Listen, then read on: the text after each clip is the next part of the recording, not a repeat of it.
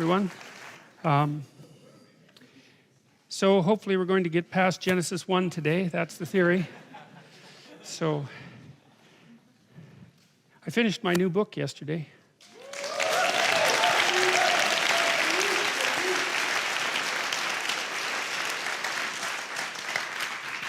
Yeah, so that's taken about 3 years of writing. It's quite a long time to write something. So yeah, it's done, except for the mopping up, you know, copy editing and that sort of thing. So hopefully it's as good as I can make it. I don't know if it's any good, but it's as good as I can make it anyways. All right, so this is the stories that I'm going to tell you tonight. I've been thinking about, well, like the ones last week for that matter, for a very long period of time, but I think these even longer. And one of the things that I just do not understand, I cannot fathom this.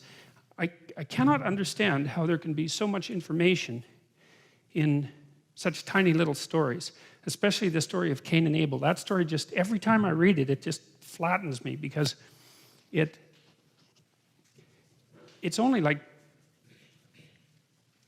a paragraph long. There's just nothing to it, you know? And I think about it, and I think about it, and I think about it, and I think about it, and every time I think about it, another layer comes out from underneath it, and then another layer comes out from underneath it. And I can't figure that out. Like, you know, the rational approach that I've been describing to you is predicated on the idea that these stories have somehow encapsulated wisdom that we generated interpersonally and behaviorally, and then an image over very vast stretches of time, and then condensed it into very, very dense, articulated words that are then further refined by the act of being remembered and transmitted and remembered and transmitted and remembered and transmitted over vast stretches of time.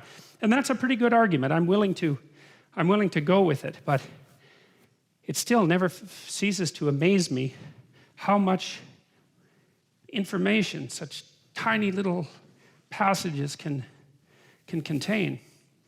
So we'll take that apart today. And I think it's especially true with the story of Cain and Abel, because it works on the individual level, and it works on the familial level, and it works on the political level, and it works at the level of warfare, and it works at the level of economics, and that's a lot for a little tiny one-paragraph story to cover, man. Now, you know, you could object, well, with these stories, you never know what you're reading into it and what's in the story, right? That's part of, let's call it the postmodern dilemma, and fair enough. And there's really no answer to that, any more than there is an answer to how do you know your interpretation of the world is, well, let's not say correct, but sufficient. There's some answer to that. It's sufficient if you can act it out in the world and other people don't object too much and you don't die and nature doesn't take a bite out of you any more often than necessary. You know, those are the constraints within which we live. So you have some way of determining whether your interpretation is at least functionally successful, and that's not trivial. And I guess you can say the same thing to the interpretations that might be laid out on these stories, and at the moment that's probably good enough. Hopefully you find the interpretations functionally significant at multiple levels. And I also think the chance of managing that by chance is very, very small, you know, to be able to pull off an interpretation of a story that works at multiple levels simultaneously. You think with each level that it applies, the chances that you've stumbled across something by chance have to be decreasing, right? There's a technical term for that in psychology. It's called something like multi-method, multi-trait method of determining whether or not something is accurate. And the idea is the more ways that you can measure it and get the same result, the more confident you can be that you're not just deluding yourself with your a priori hypotheses, you know, that there's actually something out there. So I guess that's another part of this method, is that, and it's also a method that I use in my speaking, I think. I don't try to tell people anything that isn't personally relevant, you know, because you should know why you are being taught something, right?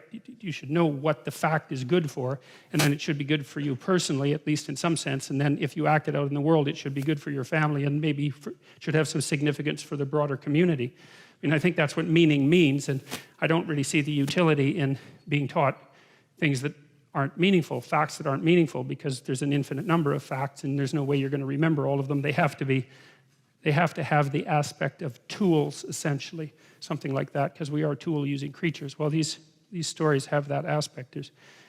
As far as I can tell, there's nothing There's no doubt about that.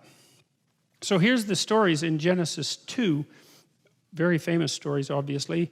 Virtually everybody who's even vaguely versed in Western, roughly speaking, Western culture knows these stories. And that's something that's interesting too, that stories can be so foundational that everybody shares them. I mean, you can say the same thing about a fairly large handful of fairy tales as well, or you could at least until recently.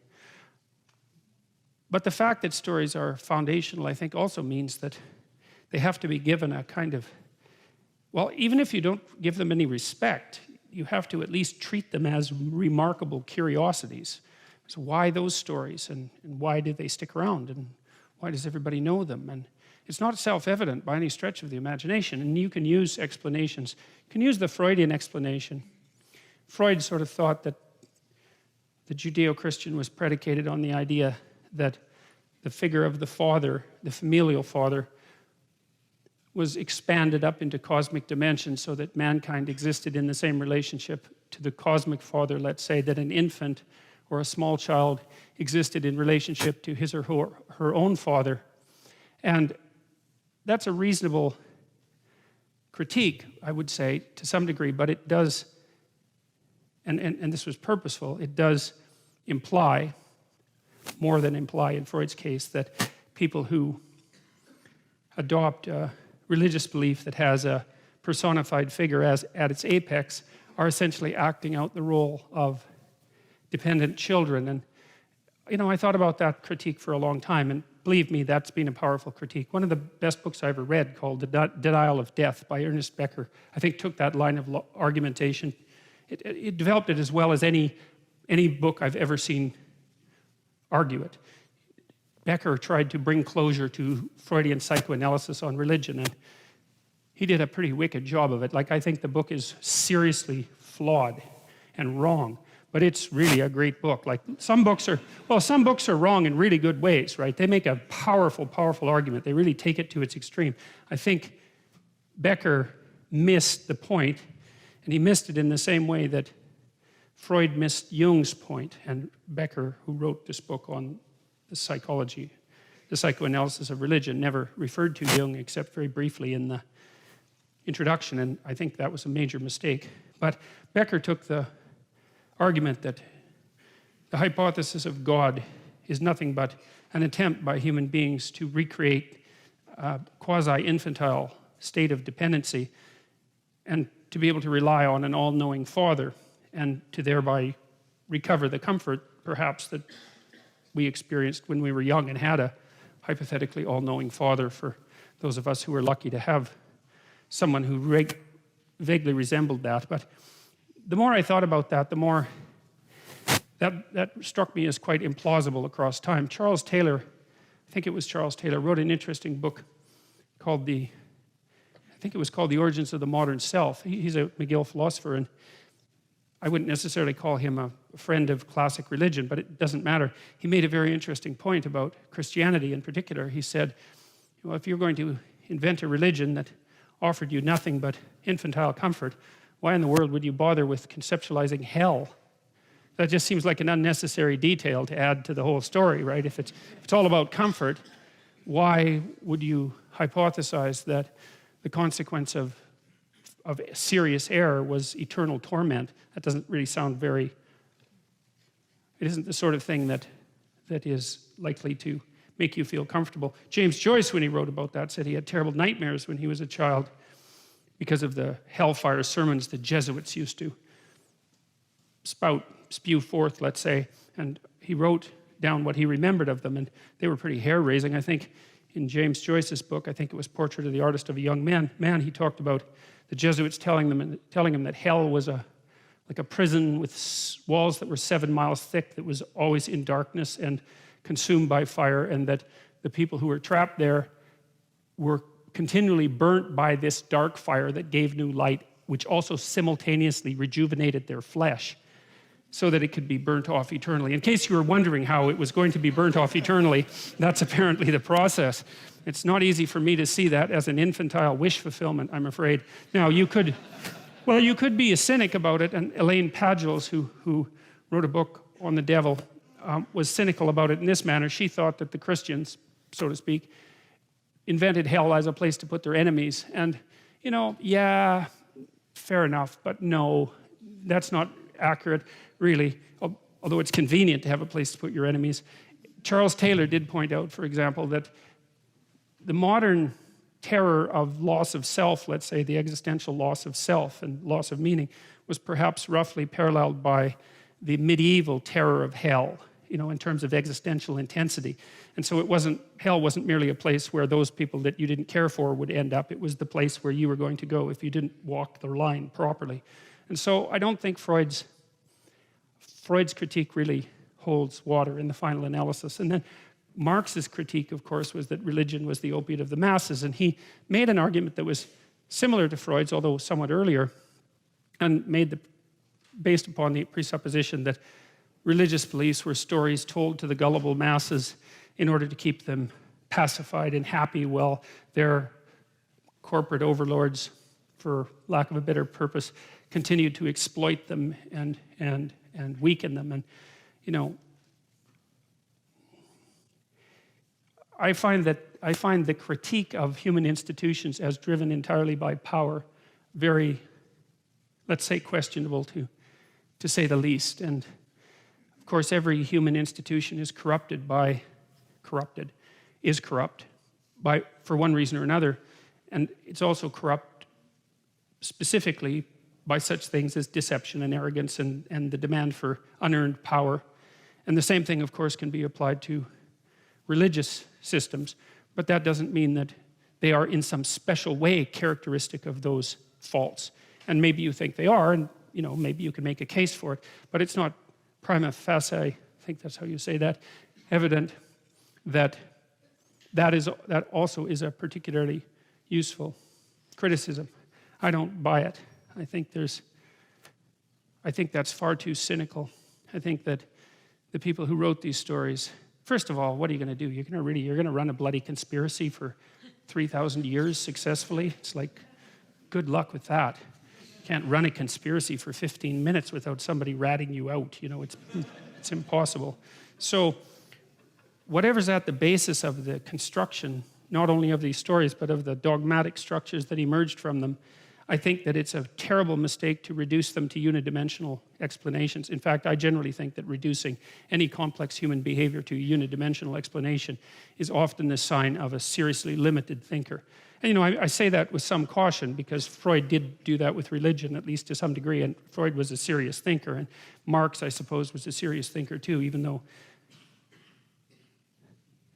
well,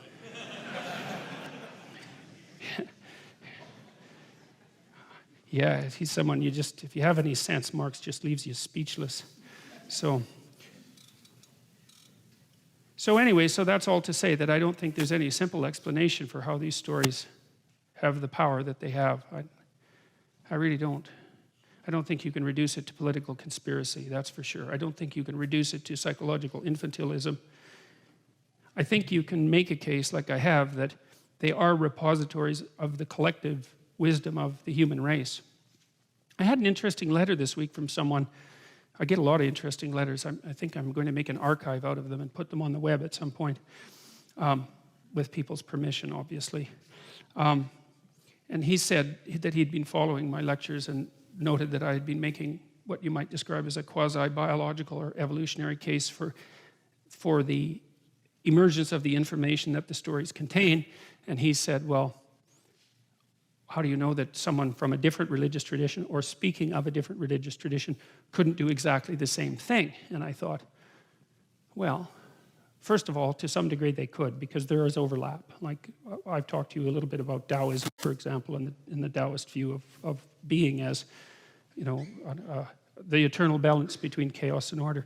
One thing I didn't tell you, I don't think about that, and I don't know if you know this, but there's a neuropsychologist named Elkonin Goldberg who was a student of Alexander Luria, and Luria was, I think, the greatest neuropsychologist of the 20th century. He was a Russian, and he was one of the first people to really determine, in large part, the function of the frontal cortex, which was quite a mystery for a very long period of time.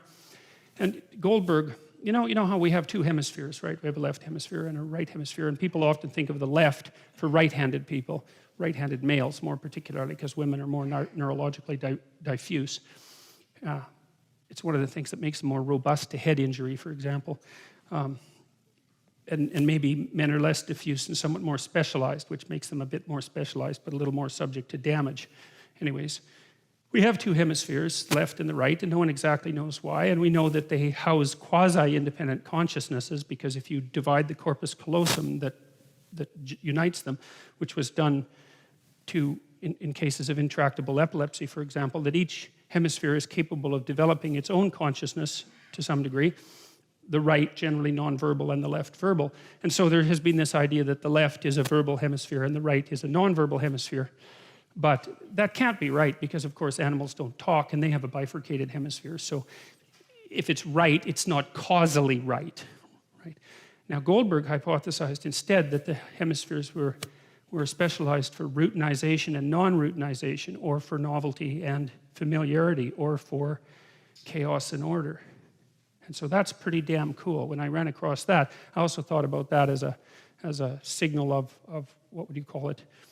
Multi-method, multi-trait construct validation, because I'd never thought of the hemispheres as operating that way, and Goldberg came up with this in a historical pathway that was entirely independent from any mythologically inspired thinking, completely independent. In fact, it was motivated more by materialist Russian neuropsychology, which was materialist for political reasons and also for scientific reasons. But the idea is that we have one hemisphere that reacts very rapidly to things we don't know, and it's more imaginative and diffuse, and it's associated more with negative emotion, because negative emotion is what you should feel immediately when you encounter something you don't understand. Because it's a form of thinking, right? Negative emotion, it's like, I'm somewhere where things aren't what they should be. The right hemisphere does that, generates images very rapidly to help you figure out what might be there. And then the left hemisphere takes that and develops it into something that's more articulated and algorithmic and fully understood. And so then there's this dynamic balance between the right and the left hemisphere, where the left tries to impose order on the world. That's Ramachandran, who's a neurologist in California, a very famous neurologist, who also developed a theory like Goldberg's, who said that the left hemisphere imposes routinized order on the world, and the right hemisphere generates novelty and reacts to novelty and generates novel hypotheses. And he thought, and there is some good evidence for this, that's what's happening during the dream is that information is moved from the right hemisphere to the left hemisphere in small doses, basically, so that the novel revelations of the right hemisphere don't demolish the algorithmic structures that the left hemisphere has so carefully put together. So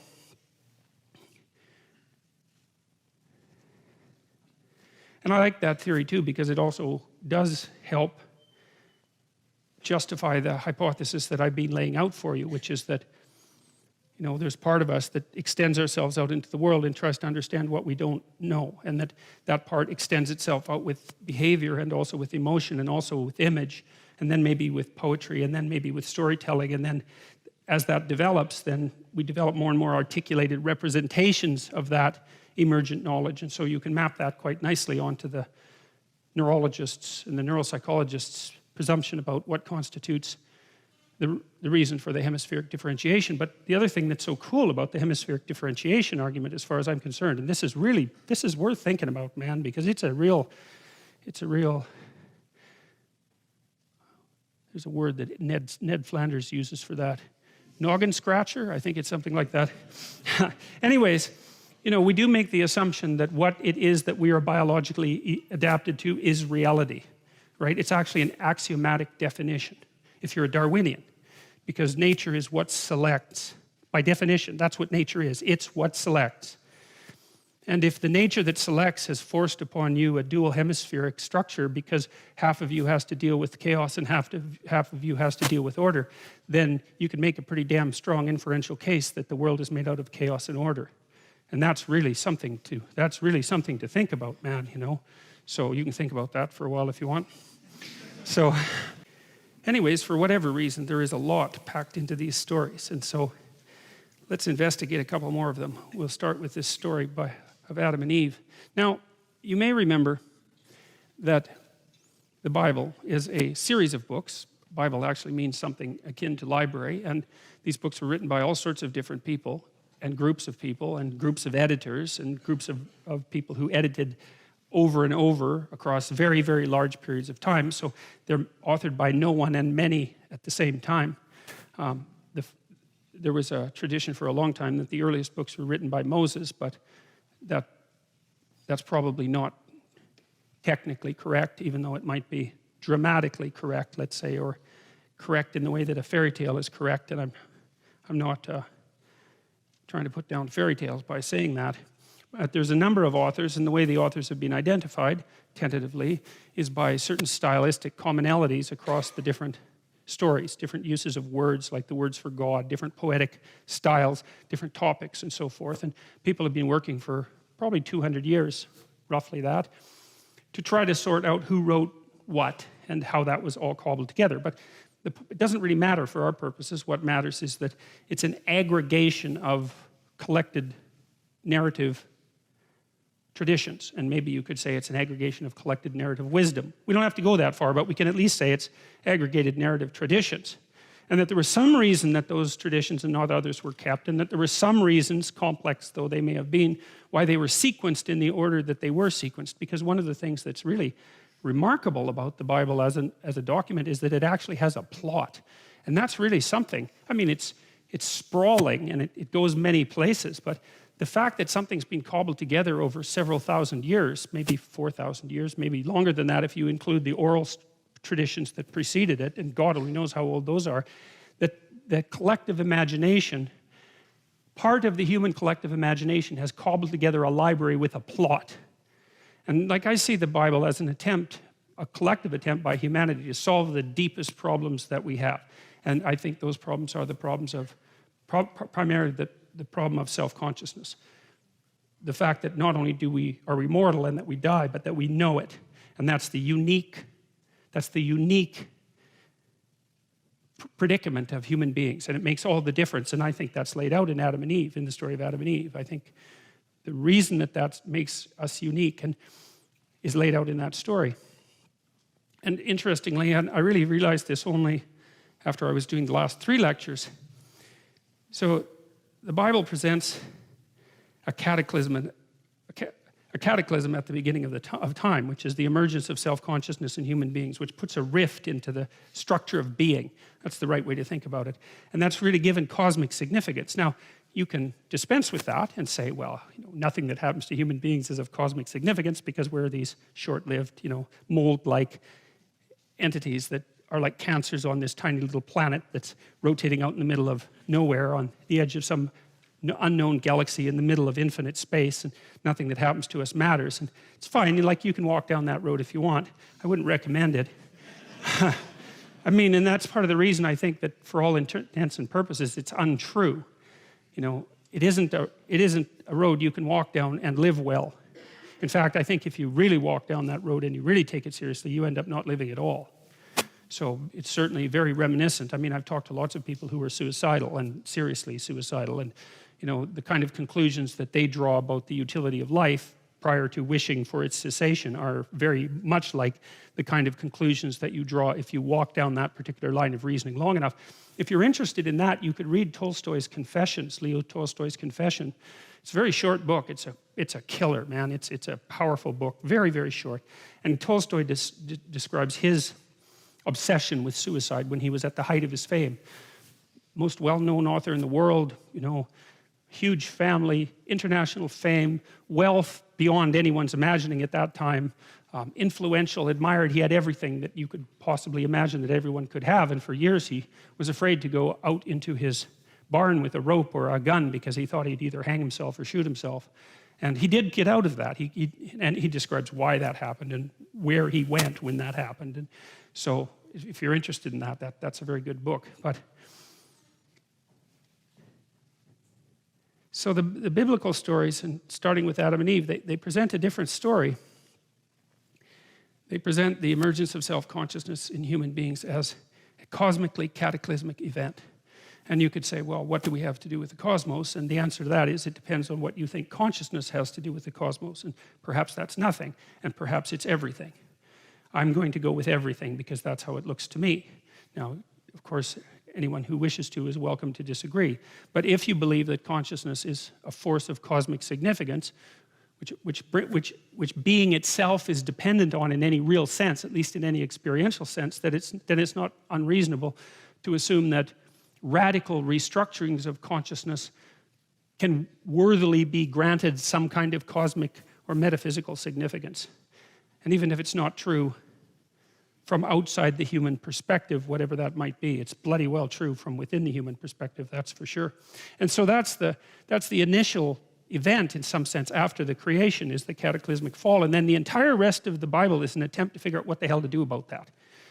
And everything in it is and so you could say, for example, in the earliest, in the Old Testament stories, what seems to happen is that the state of Israel is founded, and it rises and falls and rises and falls. And so there's this experimentation for centuries, or millennia even, with the idea that the way that you protect yourself against the tragic consequences of self-consciousness is by organizing yourself into a state.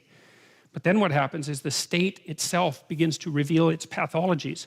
And as those pathologies mount, the state becomes unstable and collapses, and then it rises back up and becomes unstable and collapses, and then it rises back up. After it does this a number of times, this is primarily from Northrop Frye's interpretations, people start wondering if there's not something wrong with the idea that the state itself is the pathway, is the place of redemption, that there's something wrong with that idea. And so then I think on the heels of that comes the Christian revolution with its hypothesis that it's not the state that's the place of salvation, it's the individual psyche.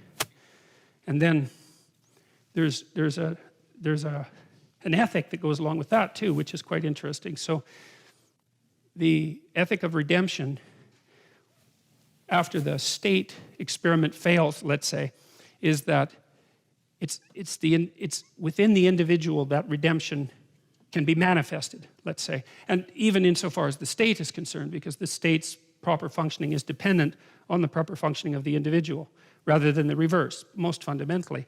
And that the proper mode of individual being that's redemptive is truth. And truth is the antidote to the suffering that emerges with the fall of man in the story of Adam and Eve. And then that relates back to the chapters that we've already talked about, because there's this insistence in Genesis 1 that it's the word in the form of truth that generates order out of chaos. But even more importantly, and this is something like I said, I most clearly realized just doing these lectures for the last 3 weeks, is God continues to say, as he speaks order into being with truth, that the being he speaks into being is good. And so there's this insistence that the being that spoke into being through truth is good. And so there's a hint there. It's so interesting. There's a hint there right at the beginning of the story that the state of being that Adam and Eve inhabited before they fell, before they became conscious, insofar as they were made in the image of God and acting out the truth, that being itself was properly balanced. And it takes the entire Bible to rediscover that, which is a journey back to the beginning, right? And that's a classic theme. It's a classic mythological theme that the wise person is the person who finds what they lost in childhood and regains it, right? I think that's a Jewish idea, that Tzaddik, if I remember correctly, who is a Messiah figure, is the person who finds what he lost in childhood and regains it. His idea of this return to the beginning, except that the return is you don't fall backwards into childhood and unconsciousness. You return voluntarily to the state of childhood, well awake, and then determined to participate through truth in the manifestation of proper being. Now, you know, I'm a psychologist, and I've taught personality theory for a very long time, and I know personality theories, the profound personality theories, pretty well, and I'm reasonably well-versed in philosophy, although not as well-versed as I should be. But I can tell you, in all the things I've ever read or encountered or thought about, I have never once found an idea that matches that in terms of profundity, but not only profundity, also in believability. Because the other thing I see as a clinician, and I think this is very characteristic of clinical experience and also very much described explicitly by the great clinicians, is that what cures in therapy is truth. That's the curative Now there's exposure to the things you're afraid of and avoiding as well, but I would say that's a form of enacted truth, because if you know there's something you should do by your own set of rules and you're avoiding it, then you're enacting a lie. You know, you're not telling one, but you're acting one out. It's the same damn thing. So if I can get you to face what it is that you're confronting that you know you shouldn't be avoiding, then what's happening is that we're both partaking in the process of attempting you to act out your deepest truth. And what happens is that improves people's lives, and it improves them radically. And the evidence, the clinical evidence for that is overwhelming. We know that if you expose people to the things they're afraid of but that they're avoiding, they get better. And you have to do it carefully and cautiously and with their own participation and all of that. But of all the things that clinicians have established that's credible, that's number one. And that's nested inside this deeper realization that the clinical experience is redemptive, let's say, because it's designed to address suffering, insofar as the people who are engaged in the process are both telling each other the truth. And then you think, well, obviously, because if you have some problems and you come to talk to me about them, well, first of all, just by coming to talk to me about them, you've admitted that they exist. Man, that's a pretty good start. And second, well, if you tell me about them, then we know what they are. And then if we know what they are, we can maybe start to lay out some solutions, and then you can go act out the solutions and see if they work. But if you don't admit they're there and you won't tell me what they are, and I don't, and I'm like posturing and acting egotistically and taking the upper hand and all of that in our discussions, well, how the hell is that going to work? You know, it might be comfortable moment to moment while we stay encapsulated in our delusion, but it's not going to work. So a lot of that seems, if you think it through, it seems pretty self-evident. And, you know, Freud thought that repression was at the heart of much mental suffering. The difference between repression and deception is a matter of degree, and that's all. It's technical. It's a technical differentiation. And Alfred Adler, who was one of Freud's greatest associates, let's say, and much underappreciated, I would say, he thought that people got into problems because they started to act out a life lie. That's what he called it, a life lie. That's worth looking up, because Adler, although not as charismatic as Freud, was very practical and really foreshadowed a lot of later developments in cybernetic theory. And of course, Jung believed that you could bypass psychotherapy entirely by merely making a proper moral effort in your own life. And Carl Rogers believed that it was honest communication mediated through dialogue that had redemptive consequences, and the behaviorists believe that you do a careful microanalysis of the problems that are laid before you and help introduce people to what they're avoiding. It's like all of those things to me are just secular variations of the notion that truth will set you free, essentially. So you know, it's a pretty powerful story. And A, it's not that easy to dispense with, and B, the other thing is you dispense with it at your peril, because what I have seen as well is that the people that I've seen who've been really hurt have been hurt mostly by deceit. And that's also worth thinking about, that, you know, you get walloped by life. There's no doubt about that. There's absolutely no doubt about that. But I've thought for a long time that maybe people can handle earthquakes and cancer and even death, maybe, but they can't handle betrayal, and they can't handle deception. They can't handle having the rug pulled out from underneath them by people that they love and trust. That just does them in. You know, it makes them ill, but it hurts them, you know, psychophysiologically. It damages them. But more than that, it makes them cynical and bitter and vicious and resentful. And then they also start to act all that out in the world, and that makes it worse. So you know, the story starts, God uses the spoken truth to create being that is good. And then the cataclysm occurs. And then human beings spend untold millennia trying to sort out exactly what to do about the fact that they've become self-conscious. And, you know, by the way, we have, right? We are, in fact, self-conscious. No other animal has that distinction. Now, you'll read that chimpanzees can, for example, if you put lipstick on a chimpanzee, it's kind of a strange thing to do. Yeah. Well, I won't pursue that any further. But the chimpanzee will wipe off the lipstick if you show it a mirror. And dolphins seem to be able to recognize themselves in mirrors. And there is the glimmerings of self-conscious recognition in other animals. But to put that in the same conceptual category as human self-consciousness is, to my way of thinking, well, it's uninformed to say the least, but I also think that it's motivated. It's motivated by a kind of anti-humanistic underlying motivation, because our self-consciousness is so incredibly developed compared to that they're hardly in the same conceptual universe. It's like comparing the alarm cries of vervet monkeys when they see a predator to the language of human beings. It's like, yeah, there's some similarities, man. There are utterances, and there are utterances with meaning, but they're not language. And the self-consciousness of animals is proto-self-consciousness, and it's only there in a very small number of animals. And it's nothing like ours. They're not aware of the future like we are. They're not aware of their boundaries in space and time. And that's the critical thing, and most particularly time. Human beings discovered time. And when we discovered time, we discovered the end of each of our being. And that made all the difference. And that's what the story of Adam and Eve is about. So Genesis 1 is derived from the priestly source, where God is known as Elohim or El Shaddai. And there's God in the singular, and there's gods in the plural. And I suppose that's because it seems that if you analyze the history of the development of monotheistic ideas, that monotheism emerges out of a plurality of gods.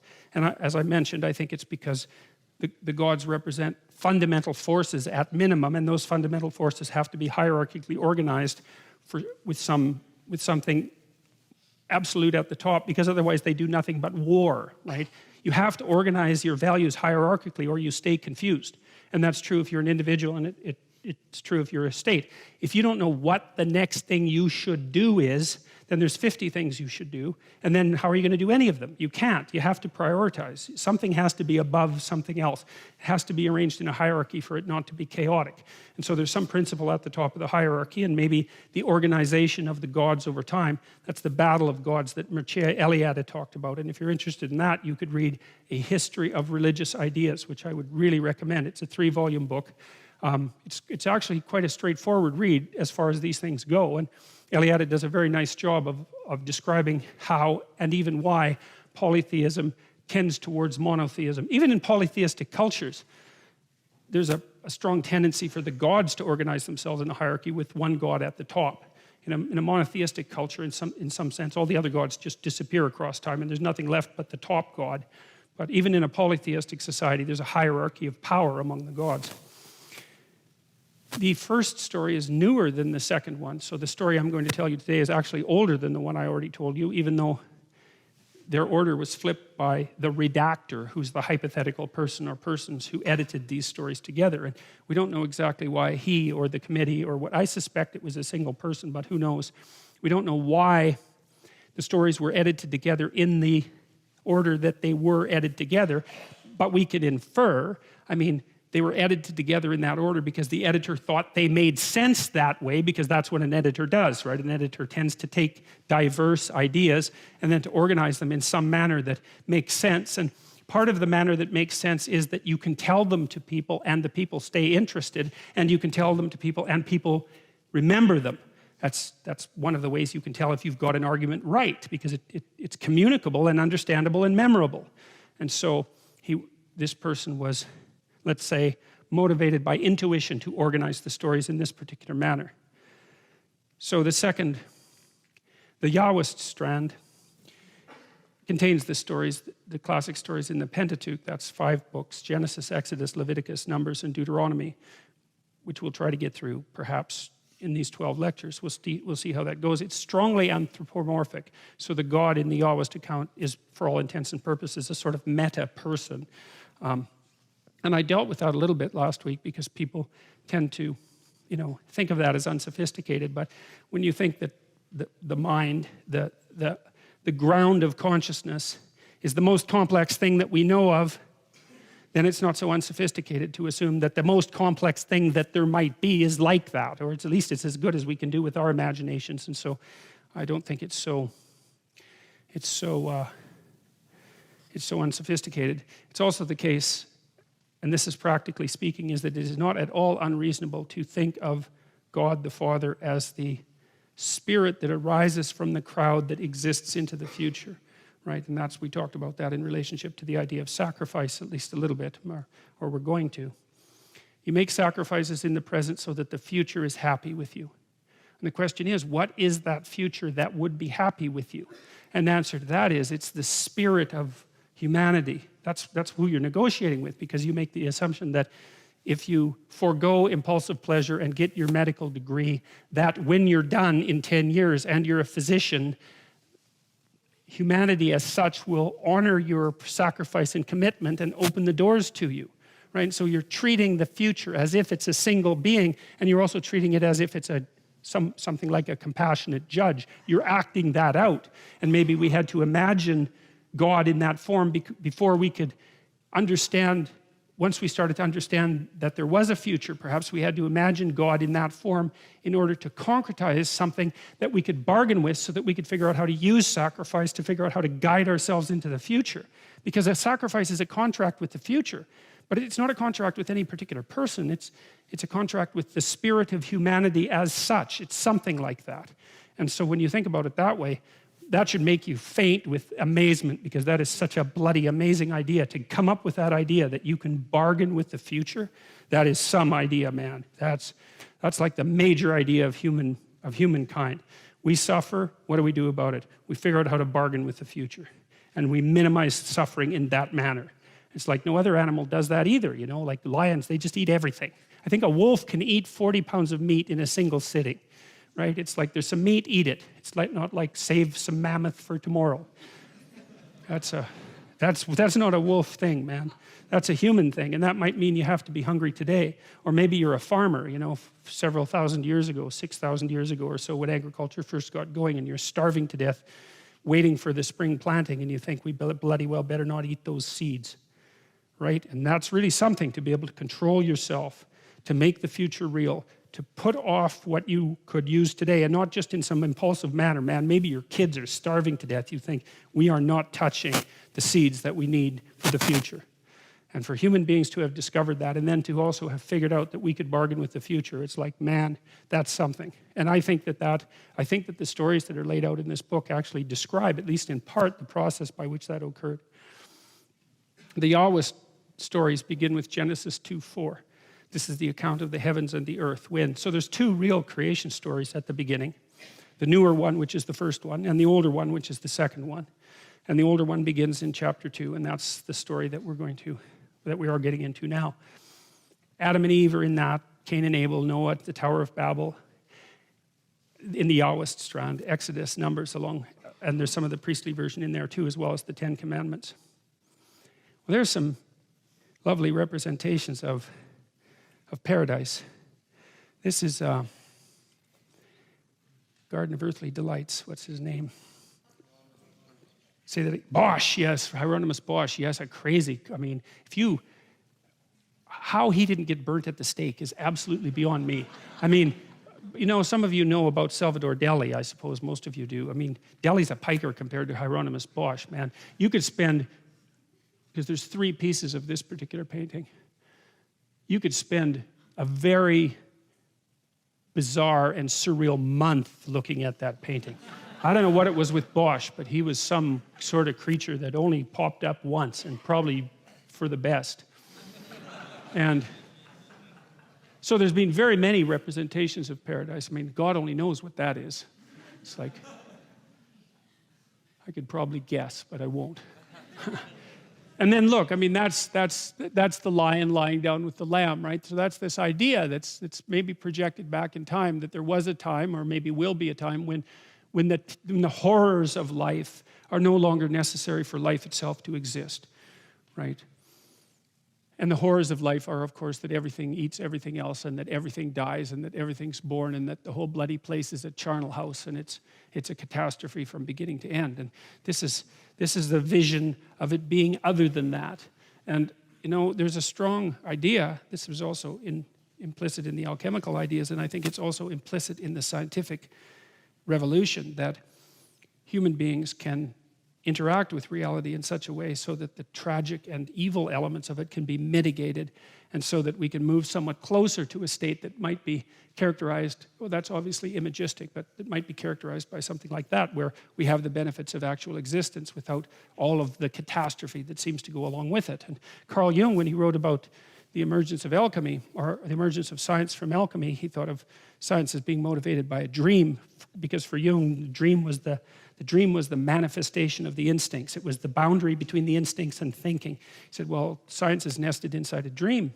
And the dream is that if we investigated the structures of material reality with sufficient attention and truth, that we could then learn enough about material reality to alleviate suffering, right? To produce the philosopher's stone, to make everybody wealthy, to make everybody healthy, to make everyone live as long as they wanted to live, or perhaps forever. That's the goal, to alleviate the catastrophe of existence. And that idea, the idea that mysteries, the solution to the mysteries of life that might enable us to develop such a substance, or let's say a multitude of substances, provided the motive force for the development of science. And Jung traced the development of that motive force really over 1,000 years. And if you're interested in reading his books on alchemy, which are extraordinarily difficult, and that's really saying something about Jung, because all of his books are difficult, and then the books on alchemy, they kind of take a quantum leap. That's actually a very small leap, so I shouldn't say that. They take a massive leap into a whole different dimension of complexity, but that's what he was trying to get at. He went back into the alchemical texts and interpreted them as if they were the dream on which science was founded. And Newton was an alchemist, by the way. I mean, Jung's hypotheses are certainly well supported by the historical facts. Science did emerge out of alchemy. The question is, what were the alchemists up to? And they were trying to produce the philosopher's stone, and that was the universal medicament for mankind's pathology. Jung felt that what had happened was that, Christianity had promised that, the cessation of suffering, promised it for 1,000 years, and yet suffering went on unabated. And at the same time, Christianity had attempted to really put emphasis on spiritual development, let's say, at the expense of material development, right? Thinking of material development as something akin to a sin, trying to get a control of impulsivity and all the things that went along with a two-embodied existence. There was a reason for it, but that by about 1000 AD, the European mind, somewhat educated by that point, somewhat able to concentrate on a single point, perhaps because of a very long history of intense religious training, turned its dream to the unexplored material world and thought, well, the spiritual redemption that we've been seeking didn't appear to produce the result that was promised or intended, and so maybe there's another place that we should look, and that was in the damned material world, right? Which was supposed to be, at least according to some elements of classic thinking, nothing but the creation of the devil. So, but the point I'm making is that, it's very difficult to underestimate the amount of human motivation that's embedded in the attempt to alleviate suffering, to eradicate disease, to help people live a healthy life, and well, that's the disease, obviously, but to live a long life as well, and to make things as peaceful as possible. I mean, you can be cynical about people, and you can talk about them as motivated by power and being corrupt and all of those things are true, but you shouldn't throw away the baby with the bathwater, because we have been striving for a very long time to set things right, and we've done actually not too bad a job of it for half-starving, crazy, insect-ridden chimpanzees with lifespans of 50 to 70 years. So, we could deserve a bit of sympathy for our position as far as I'm concerned. So,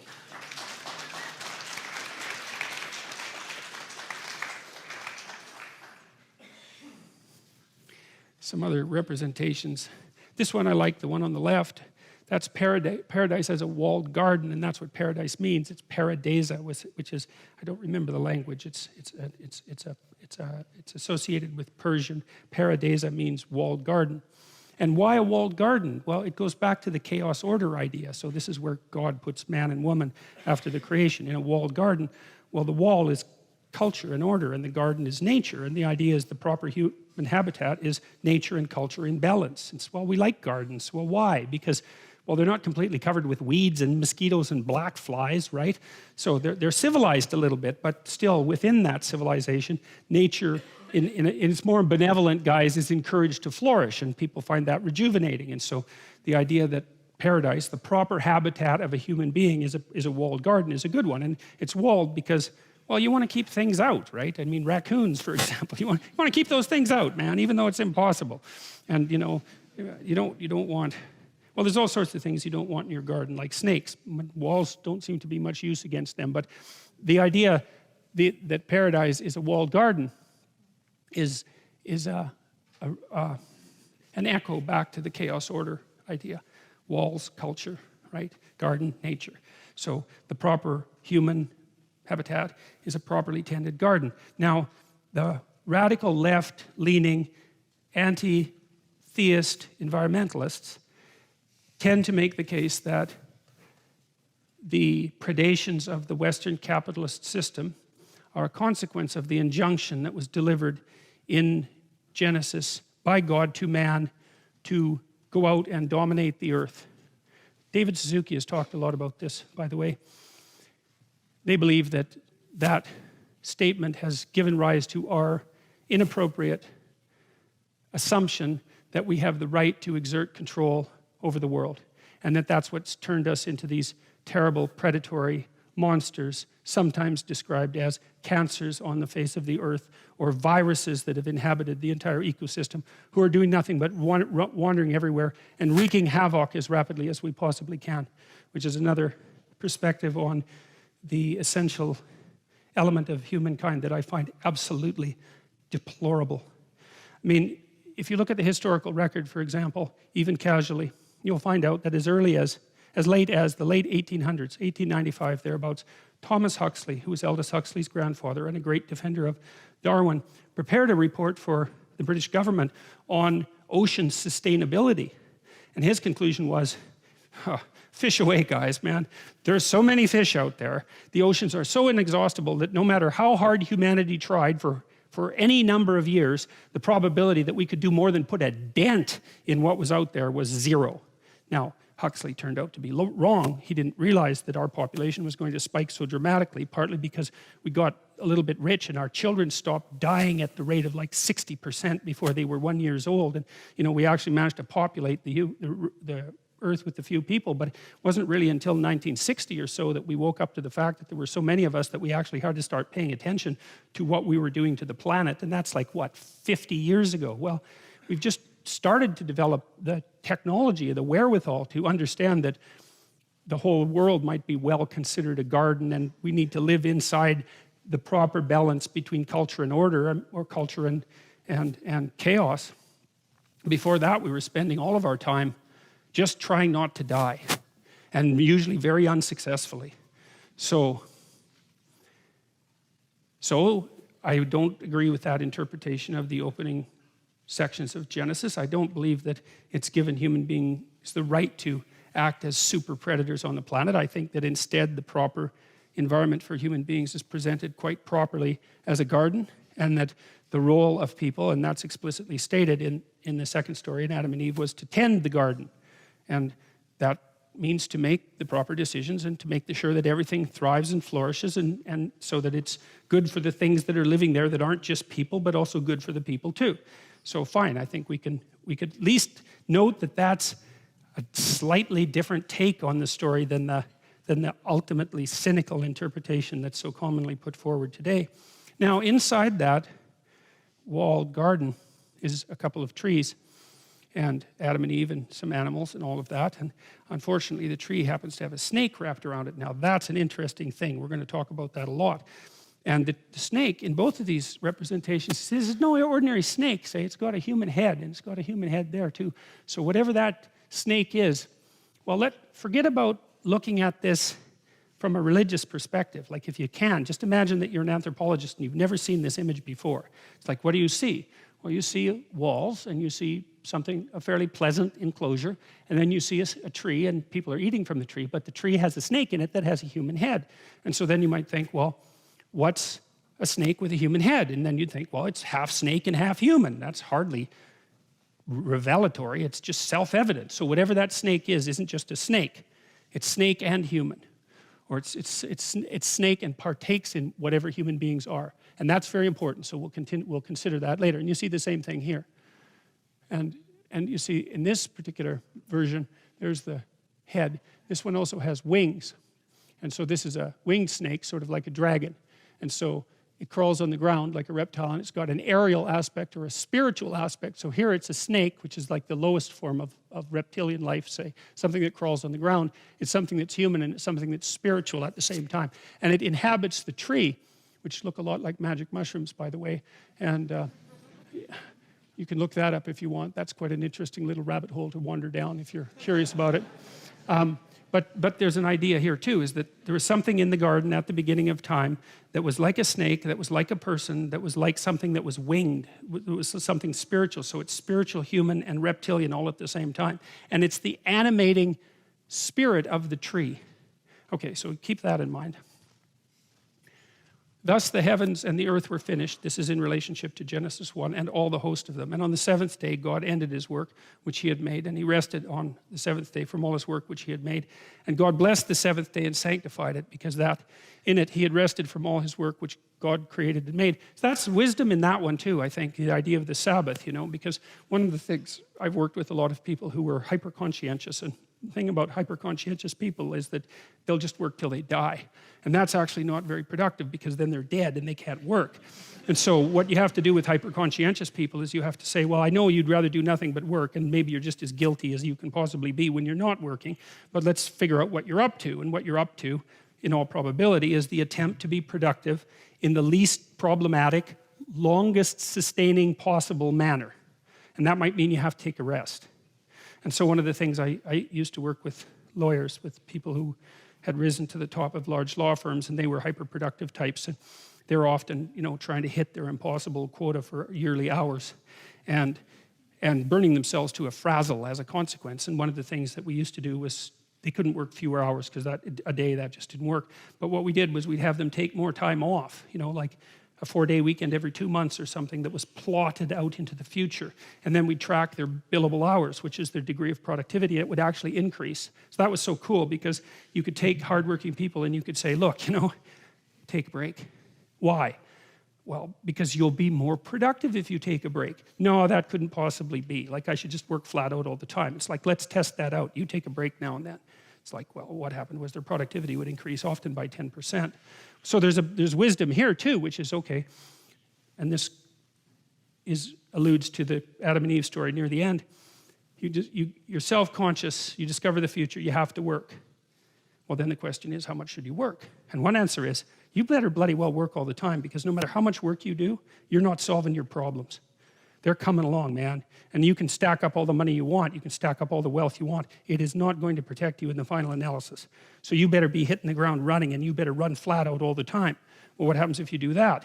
Well, then you die. It's not a good solution. So maybe you should rest. And so how does that rest get instantiated? Well, it's not easy to tell, but one way to do it, let's say conceptually, is to say, look, even God had to rest 1 day a week. And so you don't have to be so presumptuous to assume that if God had to rest 1 day a week, that maybe, you know, you are allowed to work nonstop without a break at all.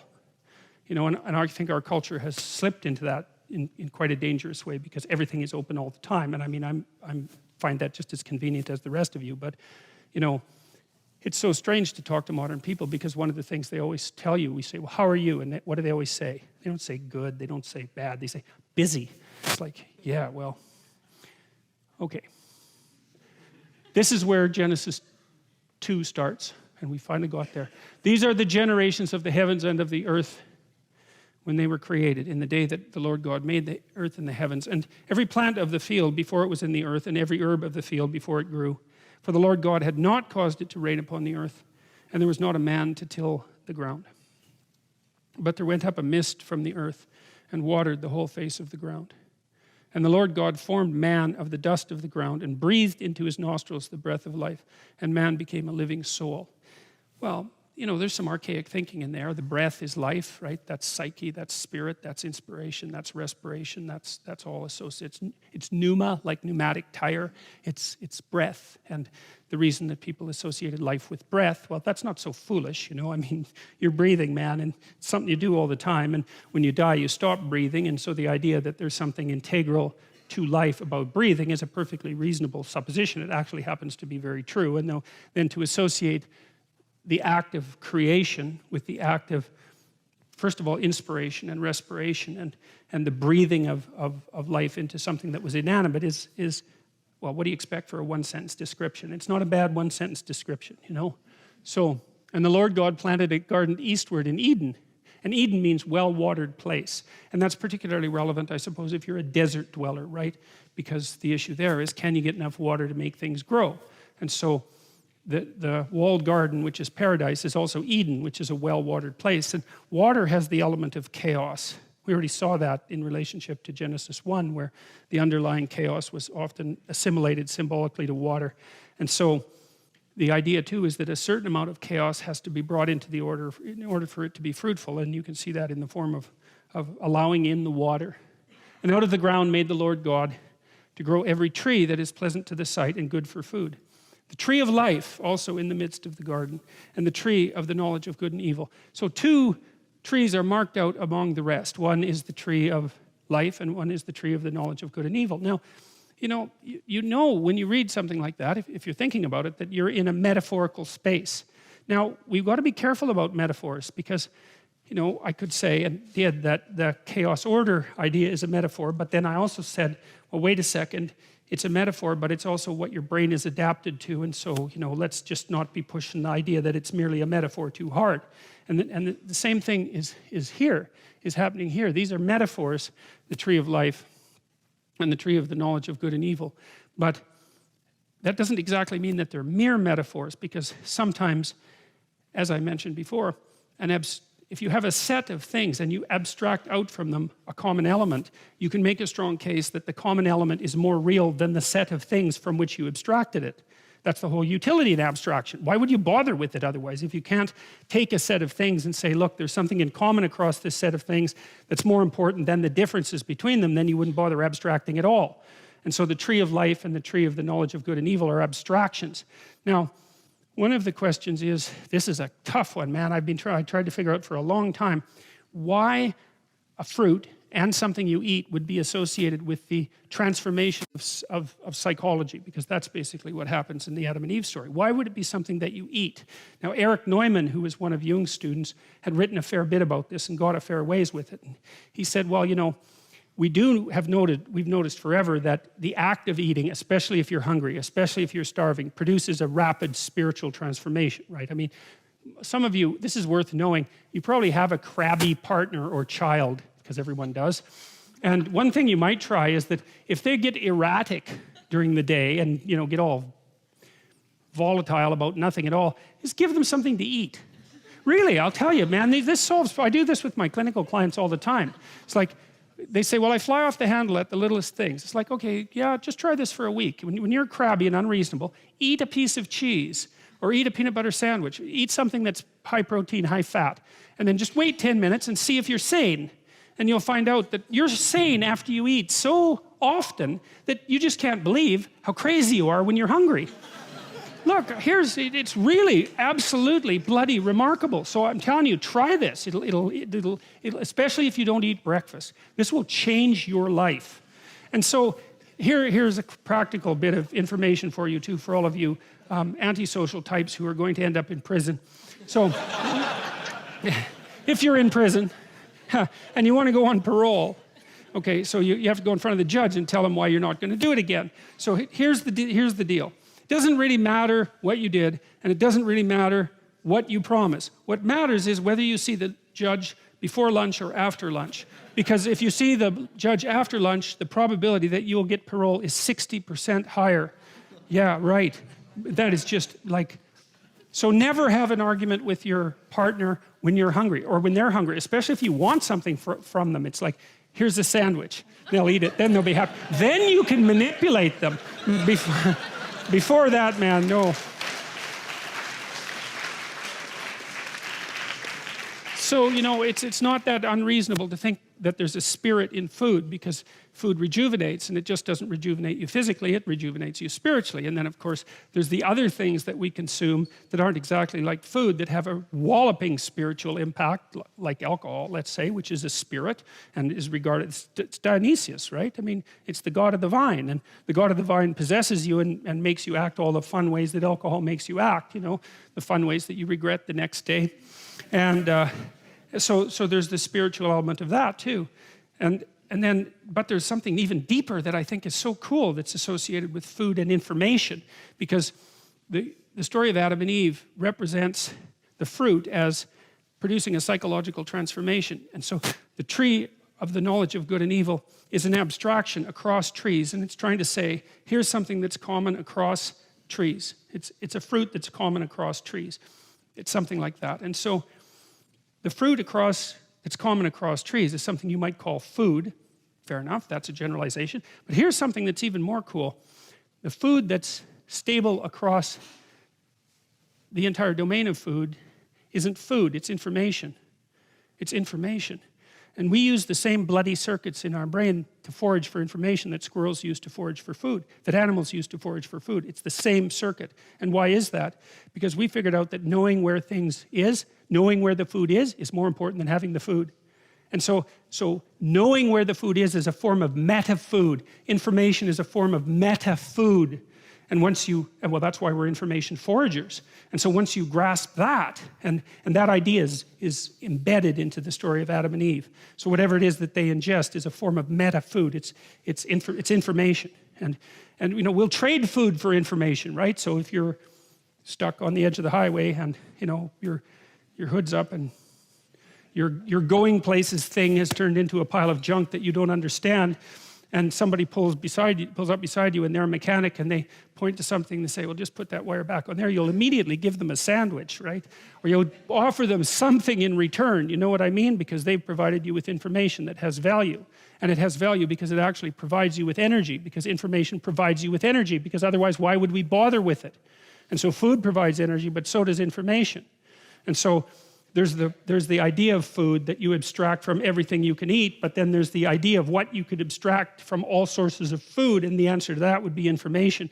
And the trees that are being referred to in Adam and Eve are these meta trees. They're not ordinary trees, just like paradise is no ordinary place, just like Adam and Eve are no ordinary people, and just like the logos that God is using at the beginning of time is no ordinary conception.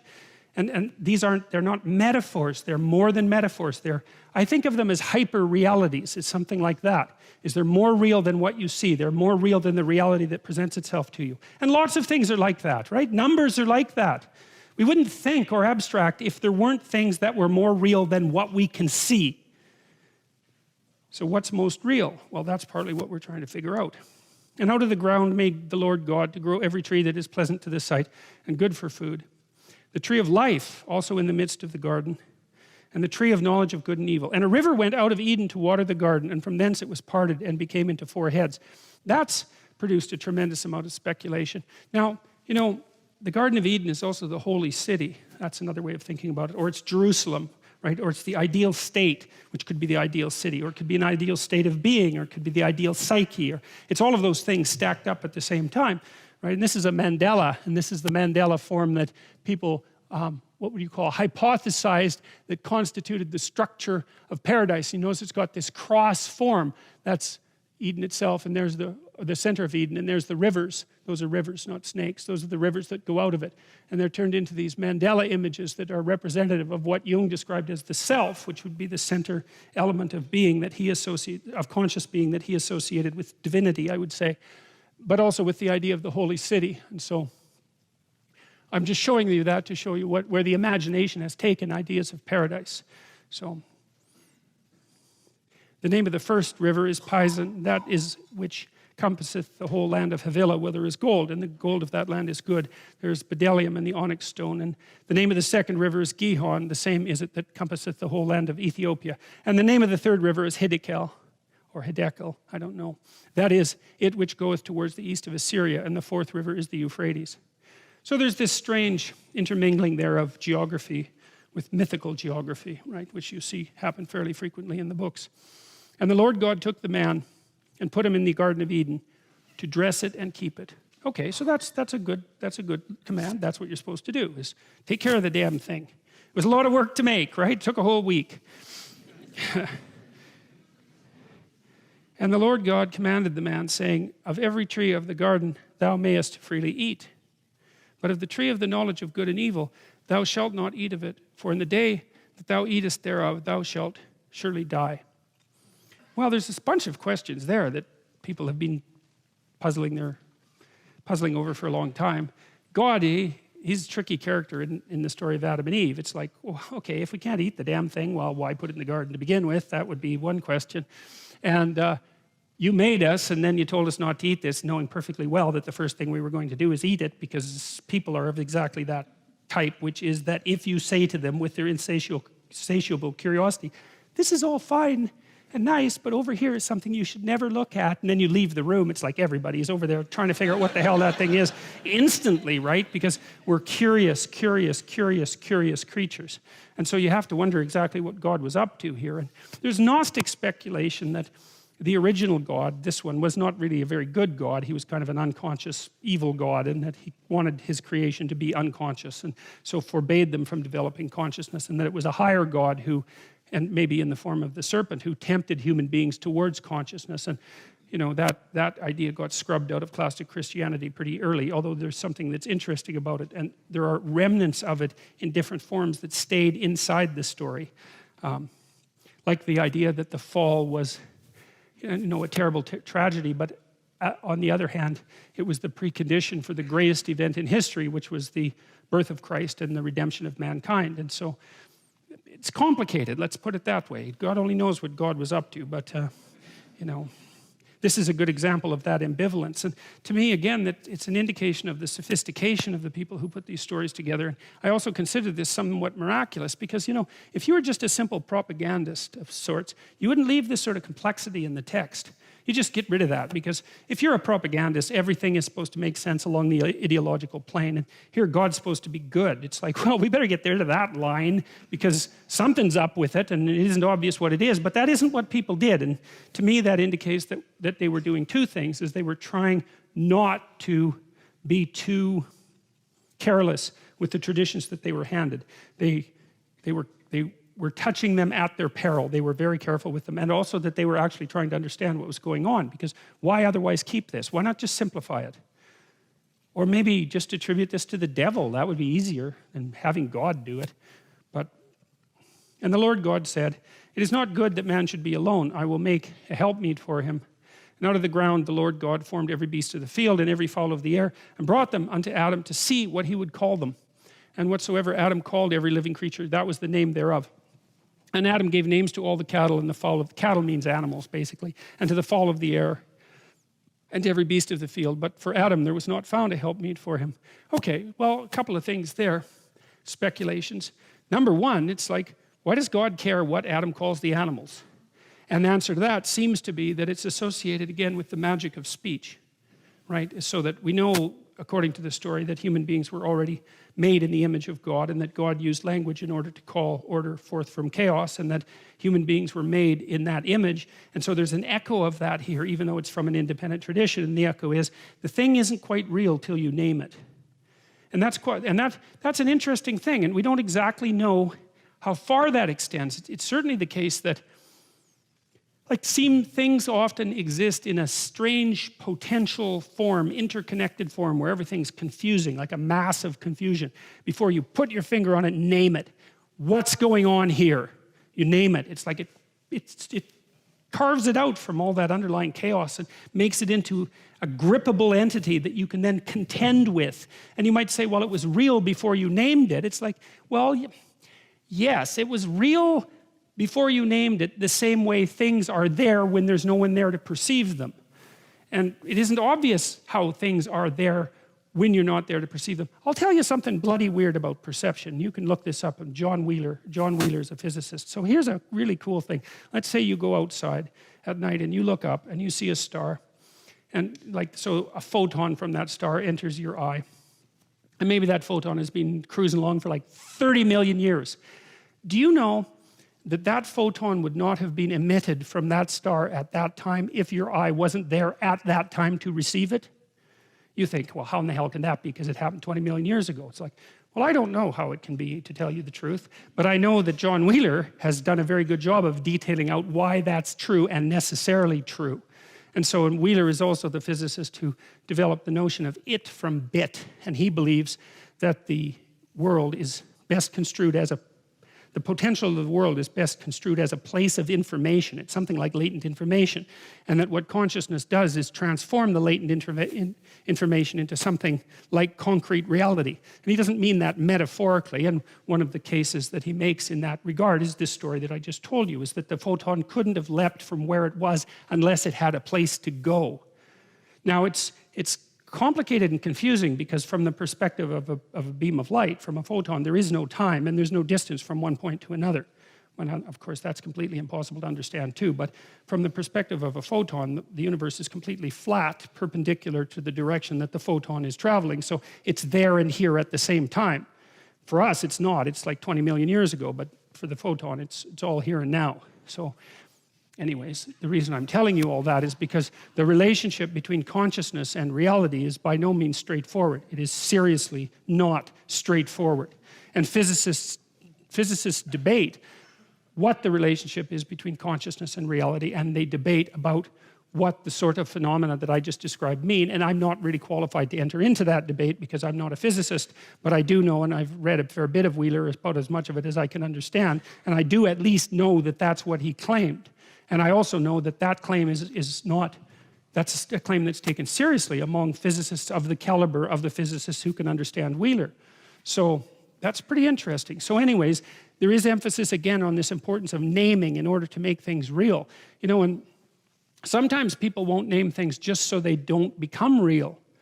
So, you know, if you have a relationship, which undoubtedly you do, and it has problems, which undoubtedly it does, you bloody well know that lots of times there's something under the carpet that no one wants to name, and everybody's thinking, well, as long as we don't name it, it's not really there. And in some sense, it really isn't there, because you can act as if it's not there and get away with it, at least for short periods of time. But as soon as you name that thing, it's like you give it form and it's there and no one can ignore it. And that's annoying, because then you have to deal with it or face the consequences. But the reason I'm telling you that is because we have an intuition even that we can have things not exist by not naming them. You name it and it comes forward with staggering clarity. And it's not as if naming it is the only thing that gives it reality, but it is something like it. It sharpens it and brings it into focus and gives it borders and barriers and borders and boundaries. And so anyways, God's interested enough in what Adam has to say that he has him name all the animals, and that sort of makes them into animals. Now, there's more to the linguistic story than that. So the social psychologist Roger Brown was one of them, studied this really interesting phenomena which is associated with the relationship between perception and action. You know how a kid will call a particular animal a cat? Well, the word cat is very short, like the word dog. And it turns out that, you know, you could think that we could perceive cats as multicellular organisms. Like we could see the cells, we could see the molecules, we could see the atoms, we could see the ecosystem that the cat is part of. But we don't, or maybe the broader mammalian classification that it's part of. We could perceive that as the unit of perception, but we don't. We perceive things at the level of cat. And you can tell the perceptual level that people naturally perceive at, which doesn't seem to be socioculturally determined to any great degree, by the way, because the words are often short and easily remembered and early learned. And so there's this level of analysis.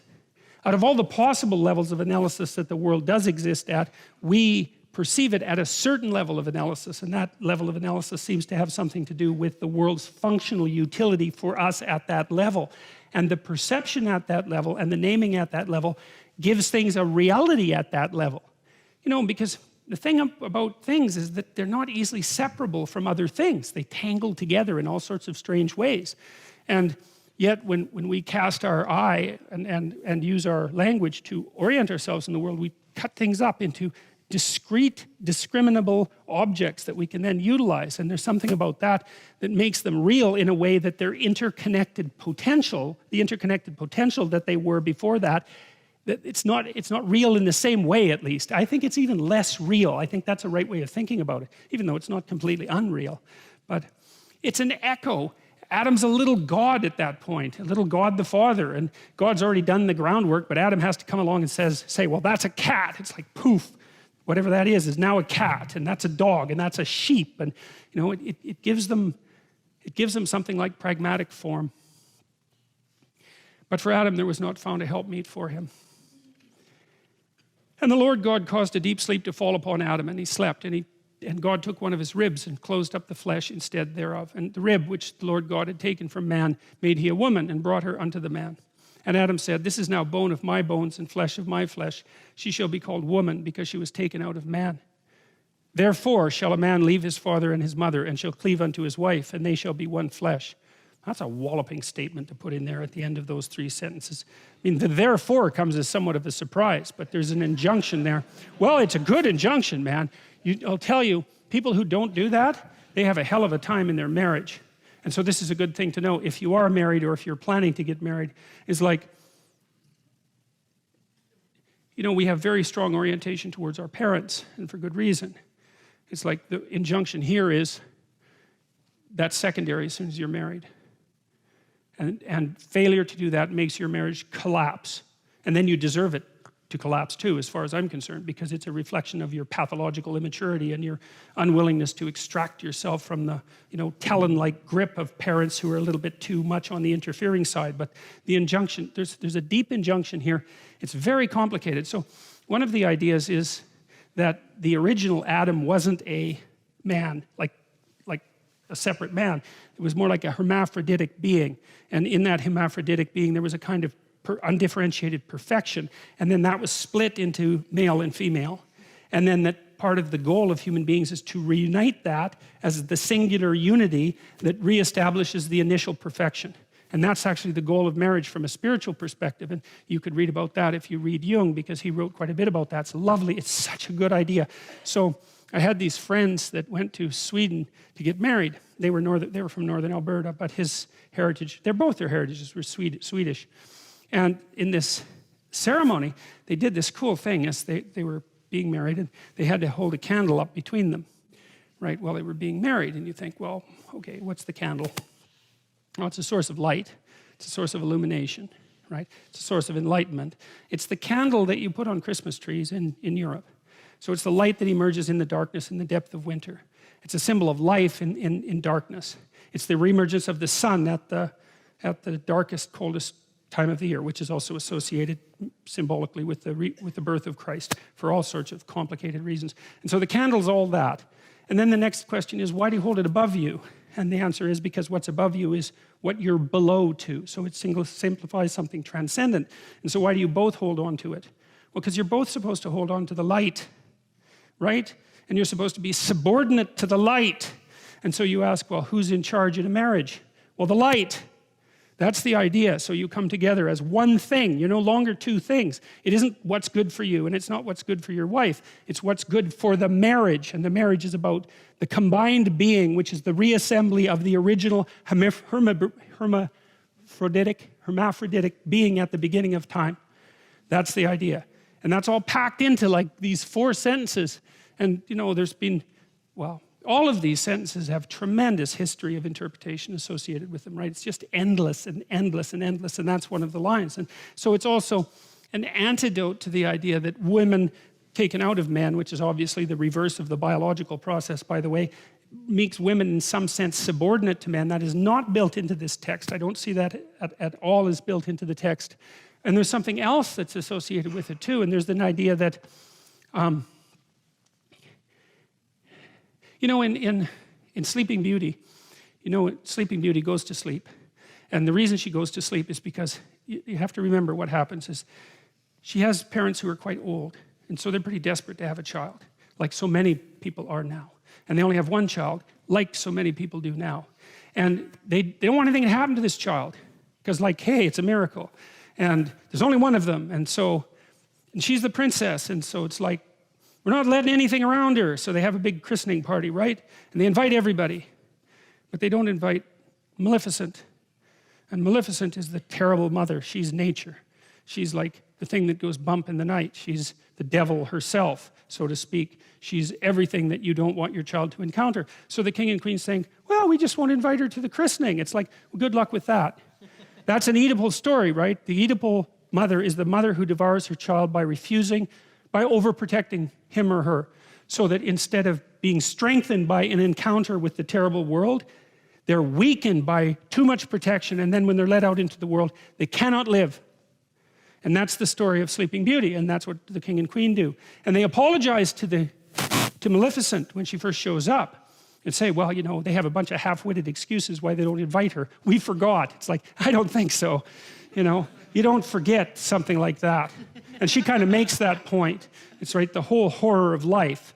You don't forget about that when you have a child, that's for sure. You might wish that it would stay at bay, but you do not forget about it. The question is, do you invite it to the party? And the answer is, it bloody well depends how unconscious you want your child to be. And if you want your child to be unconscious, well, then you have the added advantage that maybe they won't leave home, and so you can take advantage of them for the rest of your sad life instead of going off to find something to do for yourself. Well, and then of course you can take revenge on them if they do have any what would you call impetus towards courage that you sacrificed yourself 30 years ago and want to stamp out as soon as you see it develop in your child. That's another thing that would be quite pleasant. And so that's what happens in Sleeping Beauty. Yeah, well, none of this is pleasant, and nothing that happens in that story is pleasant.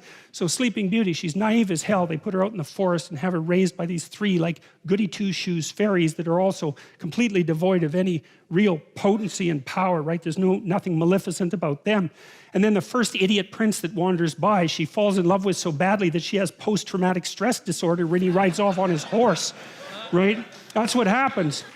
And then she goes into the castle and she's all freaked out because she met the love of her life for like 5 minutes, for God's sake. And you know, that's when the spinning wheel, that's the wheel of fate, pops up and she pricks her finger, right? They try to get rid of all the spinning wheels. They try to get rid of all the wheels of fate with their pointed end, but she finds it, pricks her finger and falls down unconscious. Well, she wants to be unconscious, and no bloody wonder. She was protected her whole life. She's so damn naive that her first love affair just about kills her. She wants to go to sleep and never wake up. And so that's exactly what happens. And then she has to wait for the prince to come and rescue her. Well, you think, how sexist can you get, that story? Well, seriously, because that's the way that would be read in the modern world. It's like she doesn't need a prince to rescue her. That's why Disney made Frozen that absolutely appalling piece of rubbish.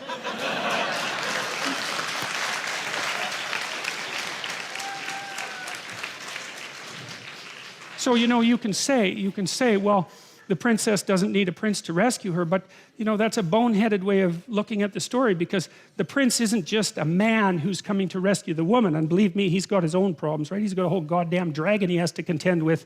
But the prince also represents the woman's own consciousness. The consciousness is presented very frequently in stories as symbolically masculine, as it is with the logos idea. And the idea is that without that forward-going, courageous consciousness, a woman herself will drift into unconsciousness and terror. And so you can read it as, well, the woman who's sleeping needs a man to wake her up. And of course, just like a man needs a woman to wake him up, it's the same damn thing. That's the dragon fight in Sleeping Beauty. But it's also the case that if she's only unconscious, all she can do is lay there and sleep, like the sleep of the naive and damned. She has to wake herself up and bring her own consciousness, her own masculine consciousness into the forefront so that she can survive in the world. And of course, women are trying to do that like mad, but that's partly what's represented in a story like that. And that's partly what's implicit in this idea, is that unless the woman is taken out of man, so to speak, then she isn't a human being. She's just a creature. And that's partly what's embedded in this story. So you don't want to read it as a patriarchal, you don't want to read anything that way. It's so, really, yeah, I won't bother with that, but really we can do better than that, man. Therefore shall a man leave his father and his mother, and shall cleave unto his wife, and they shall be one flesh. It's like, yeah. The other thing about marriage, this is really worth knowing too, is that I learned this in part from reading Jung. It's like, what do you do when you get married? That's easy. You take someone who's just as useless and horrible as you are, and then you shackle yourself to them. And then you say, we're not running away, no matter what happens. Yeah, well, that's perfect, because then you don't get to run away. And the thing is like, if you can run away, you can't tell each other the truth. Because if you tell someone the truth about you and they don't run away, they weren't listening. And so if you don't have someone around that can't run away, then you can't tell them the truth. And so that's part of the purpose of the marriage. It's like, okay, I'll bet on you, you bet on me. It's a losing bet, we both know that. But given our current circumstances, we're unlikely to find anyone better. That's for sure. You know, There's two things that come off of that. One is, you know, people are waiting around to find Mr. or Mrs. Right. It's like, here's something to think about, man, to put yourself on your feet right. If you went to a party and you found Mr. Right and he looked at you and didn't run away screaming, that would indicate that he wasn't Mr. Right at all, right? It's like the old Nietzschean joke. If someone loves you, that should immediately disenchant you with them. Right. Or it's the Woody Allen joke. I never belonged to a club that would take me as a member. So that's a very interesting thing to think about. And so you're going to shackle yourself to someone who's just as imperfect as you are. And then the issue is you might be in a situation where you can actually negotiate, because you might think, well, there's some things about you that aren't going so right, and there's some things about me that aren't going so right, and we're bloody well stuck with the consequences for the next 50 years. So we can either straighten this out, or we can suffer through it for the next 5 decades. And you know, people are of the sort that without that degree of seriousness, those problems will not be solved. You'll leave things unnamed because there's always an out. It's like, and it's the same thing when you're living together with someone. You know that people who live together before they're married are more likely to get divorced, not less likely. And the reason for that is, what exactly are you saying to one another when you live with each other? Just think about it. Well, for now, you're better than anything else I can trick. But I'd like to reserve the right to trade you in.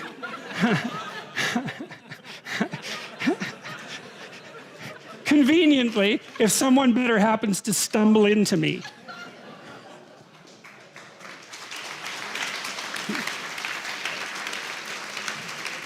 Well, how could someone not be insulted to their core by an offer like that? Now, they're willing to play along with it because they're going to do the same thing with you. Now, well, that's exactly it. It's like, yeah, I know you're not going to commit to me, so that means you don't value me or our relationship above everything else. But as long as I get to escape if I need to, then I'm willing to put up with that. It's like, that's a hell of a thing. I mean, you might think, how stupid is it to shackle yourself to someone? It's like, it's stupid, man. There's no doubt about that. But compared to the alternatives, it's pretty damn good. Because without that shackling, there are things you will never, ever learn. Because you'll avoid them. You can always leave. And if you can leave, then you don't have to tell each other the truth. It's as simple as that, because you can just leave. And then you don't have anyone you can tell the truth to.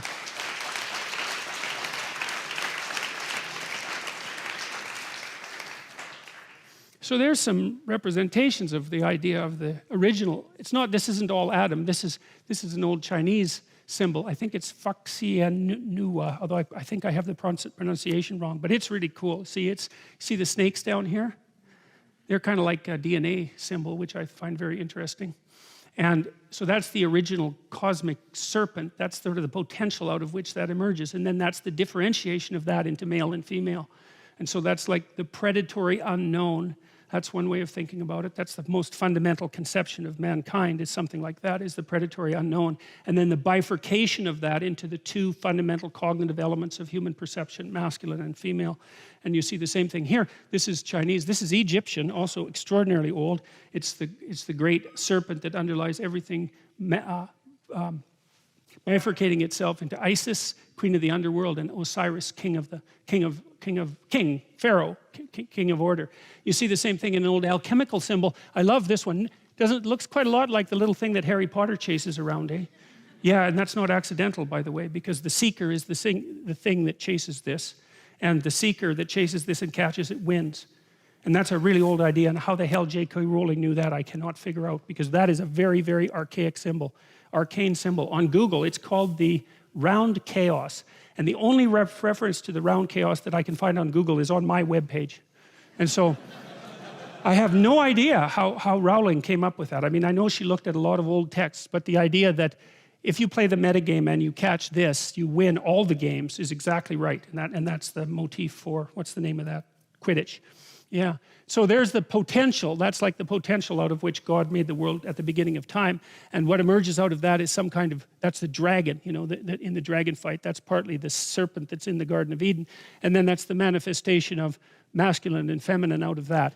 Potential, predatory, unknown, masculine and feminine. It's like a single representation of the evolutionary history of human cognitive consciousness. So cool. And that's also an image of the ideal. It's the union of sun and moon, and it's this hyper creature, hermaphroditic, that's also the Adam and Eve that existed at the beginning of time before the fall. And it's the purpose of marriage.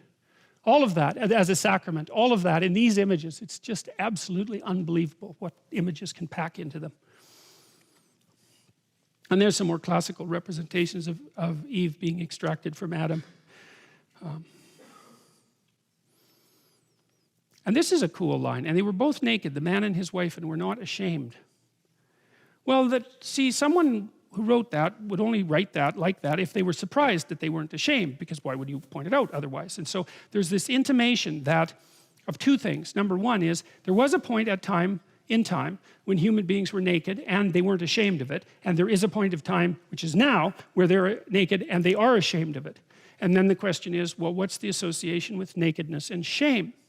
And that's also often given a sexual connotation in classic interpretations of the Adam and Eve story, because of its association with nudity, I presume. But I think it's a lot more complicated than that. So you think, I noticed my daughter, she probably won't be very happy that I'm revealing this in this lecture, but my daughter was never really concerned about nudity when she was a little kid. It was all the same to her one way or another. But my son, by the time he was 3, man, that kid was private.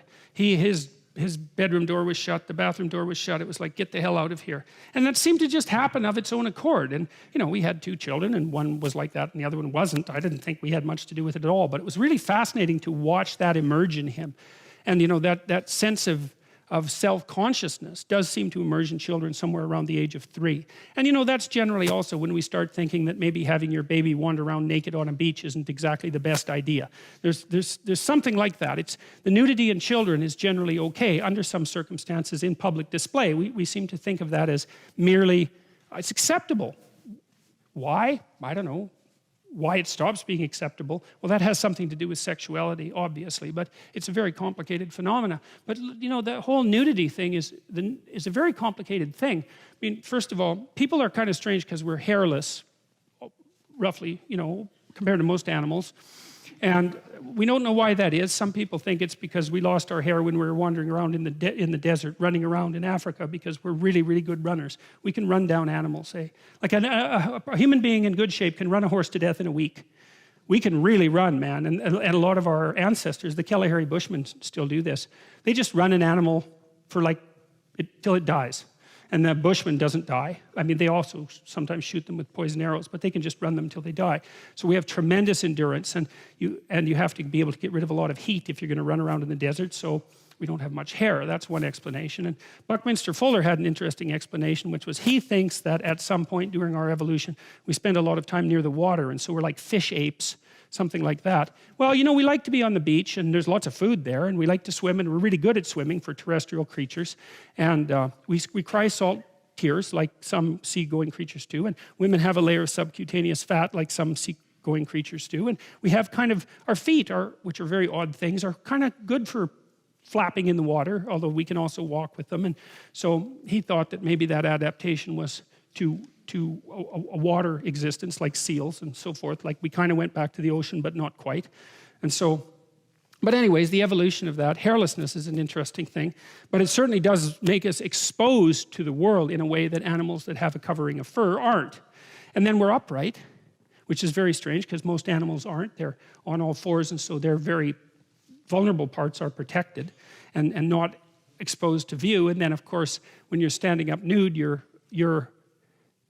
let's call it your psychophysiological quality is on painful display, right? And people complain about that all the time. You know, if you look at the feminist tack, for example, on beauty, the idea that women have eating disorders is directly attributed to the presence of too many beautiful women on the cover of magazines, something like that. Even though women buy those magazines and they're attracted to them, and their mood goes up when they purchase them. And if the stimulus was negative, the women would avoid the magazines and not buy them. So as a theory, it's a very, very bad one. But it's still the case that, you know, standards of beauty shame people, and that's for sure, and everyone, because if you're not ugly now, man, you're going to be at some point in your life. So that's kind of a rough thing to contend with, right? It's a rough thing to know that there's an ideal that you could be, and maybe even once were, that you're not going to be for long, or never were. And it's really an appalling issue, because I think it's harder on women, because women are judged by men more for their youth and fertility. That's how it turns out from the evolutionary point of view. Men are judged more on their socioeconomic status by women. It's harsh both ways. But so anyways, it's, you know, it's a terrible thing to carry the knowledge with you that you're exposed to the most serious possible evaluation of the quality of your being that you can possibly be exposed to all the time, and that's further amplified if you're without clothing. And so part of clothing is protection, but a tremendous amount of it is merely stopping other people from evaluating you too harshly all the time. It just gets in the way. So anyways, this story makes the case that at some point we weren't like that. Well, animals aren't like that, so it seems perfectly plausible that at some point we weren't like that, but at some point that changed. And they were both naked, the man and his wife, and were not ashamed. Now the serpent was more subtle than any beast of the field which the Lord God had made. And he said unto the woman, Yea, hath God said, Ye shall not eat of every tree of the garden. I like this. This is, I can't remember who did the etching now. Who is it? Doré, yeah, Doré, exactly. Doré did etchings for Paradise Lost that are absolutely remarkable. And this is Satan, and this is the snake here. And of course, in the Genesis story, Satan is weirdly associated with the snake. And I'll tell you, that's a tough one to sort out, because in the story of Adam and Eve, there's no indication whatsoever that the serpent who tempts Eve is also Satan, the author of all evil. And how in the world those two stories got tangled together, well, I think I figured that out, and I'm going to tell you that tonight, but it took a very long time to figure it out. And it's so bloody brilliant. I just can't believe that people figured it out. It's so unbelievably, spectacularly brilliant. And that's an intimation of that idea, right? That there's a kinship between these two things. So anyways, the serpent's more subtle than any beast of the field. Subtle's an interesting word. This is from the Oxford English Dictionary. So, because we'll amplify the word a bit, this is what you do in Jungian dream interpretation, for example, is to kind of look at the connotations of the concepts that are associated with the dream. Subtle, of a person or animal in action, behavior, crafty, cunning, sly, treacherous. So it's something that sort of sneaks along, right? It's not something that you really pick up on that easily. Of a look or glance, sly, furtive, surreptitious. Of a person, skillful, expert, clever. Of a work of art, mechanical device, cleverly made or designed, ingenious. Well, I think that's all fairly, all those terms so far are fairly well attributed to snakes. I mean, they are very cool things, and they are very well designed, and they're quite remarkable, and they're also very subtle. On the nature of or involving careful discrimination of fine points, difficult to understand and abstruse. Of a person, the mind, or intellectual activity, characterized by wisdom or perceptiveness, discriminating, discerning, and shrewd. That's interesting, because Milton's Satan is also the intellect. And you know, you see that very often. You know, it's so often the bad guy's an evil scientist, right? And there's something about, and you see the same thing in The Lion King with Scar. I mean, Scar's an intellect, an arrogant, deceitful intellect. There's nothing stupid about Scar. He's not wise. But he's the evil voice that's always whispering in the king's ear. And that's associated with the pride of the intellect. And the Catholics had warned humanity about the pride of the intellect for centuries. That's partly what produced somewhat of the schism between Catholicism and science, although that's much overstated if you look at the historical record. The idea was that the intellect has its own particular, it's a remarkable faculty. Let's say it's the highest angel in God's heavenly kingdom. That's the way that Milton portrayed it.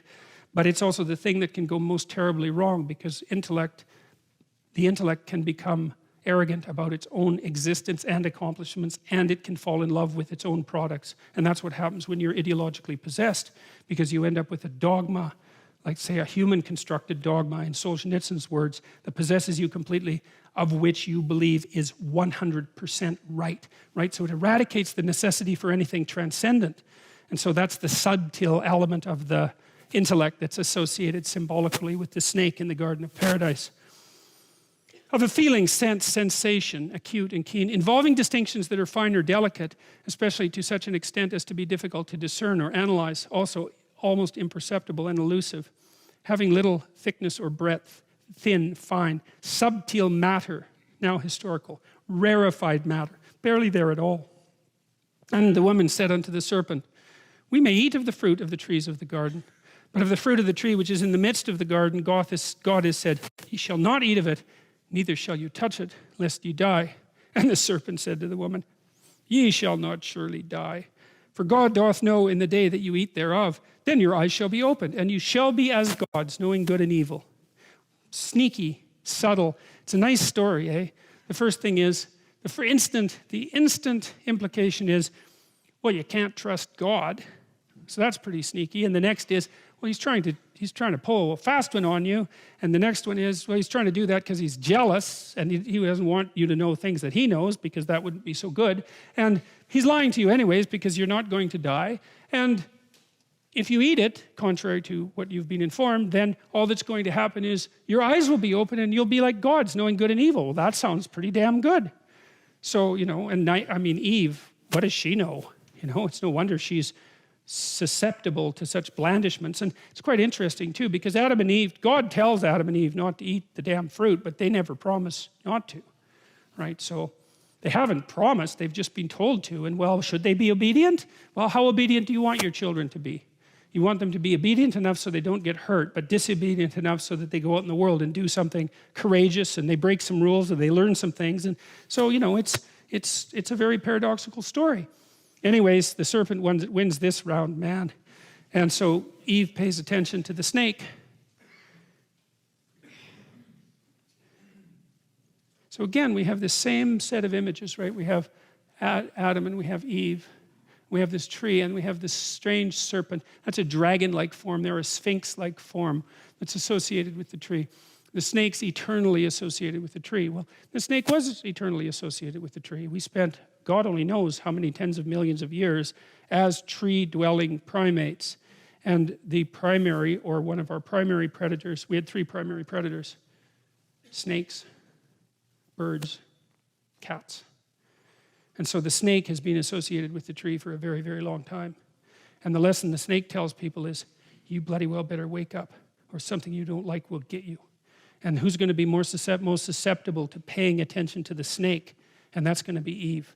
And the reason for that is Eve has offspring. And there's nothing tastier to a snake than a child. And so Eve had every reason to be self-conscious and neurotic. And women are more self-conscious and neurotic than men by quite a substantial amount. And that's true cross-culturally, and it emerges at puberty. And part of the reason is, as far as we can tell, is that women are more sexually vulnerable. They're also smaller. So that's a problem if you're engaged in any physical alteration. But most importantly, I think, is that why would you ever assume that a human female's nervous system is adapted to her or her well-being?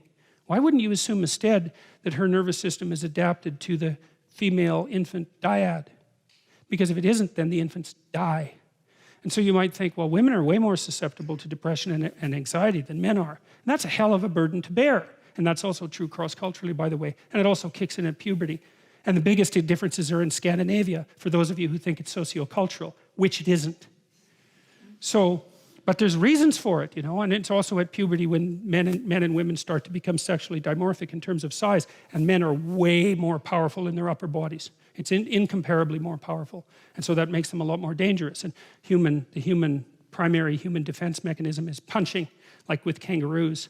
Because there's some other animals that punch. Chimps can punch too, but human beings, it's a punch. And most of the force in that is upper body and shoulder.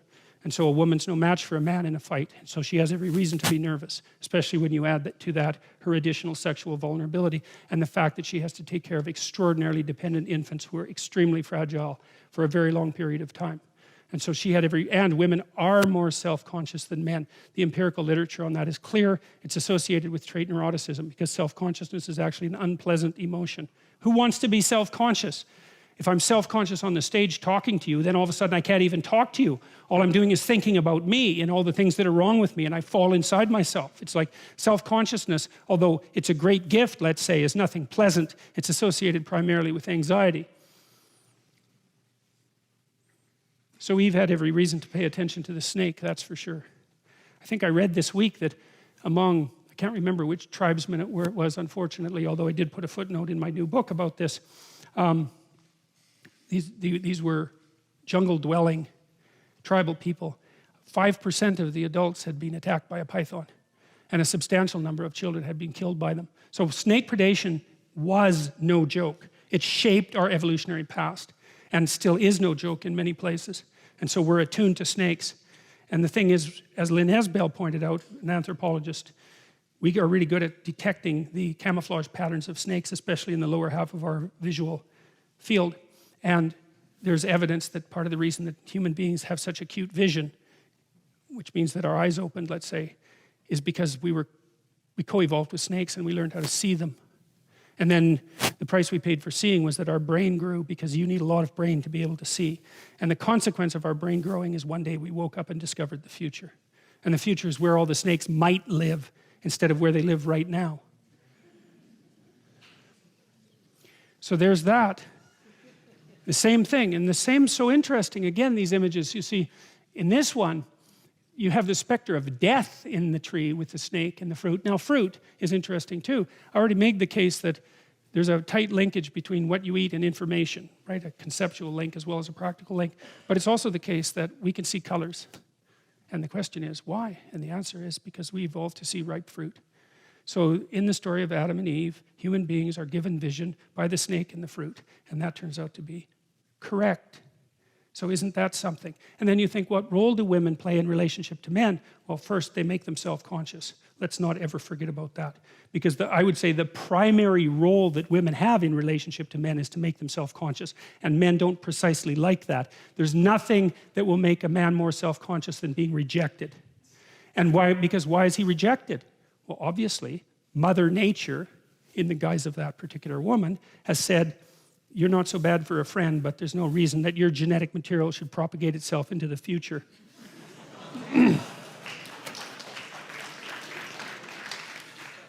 Right, well, and it's not like men are exactly happy about being made self-conscious by women, right? It's a major source of continual tension between men and women, and it's no wonder. But it's also the case, and this is something really cool and interesting to know, you know, we diverged.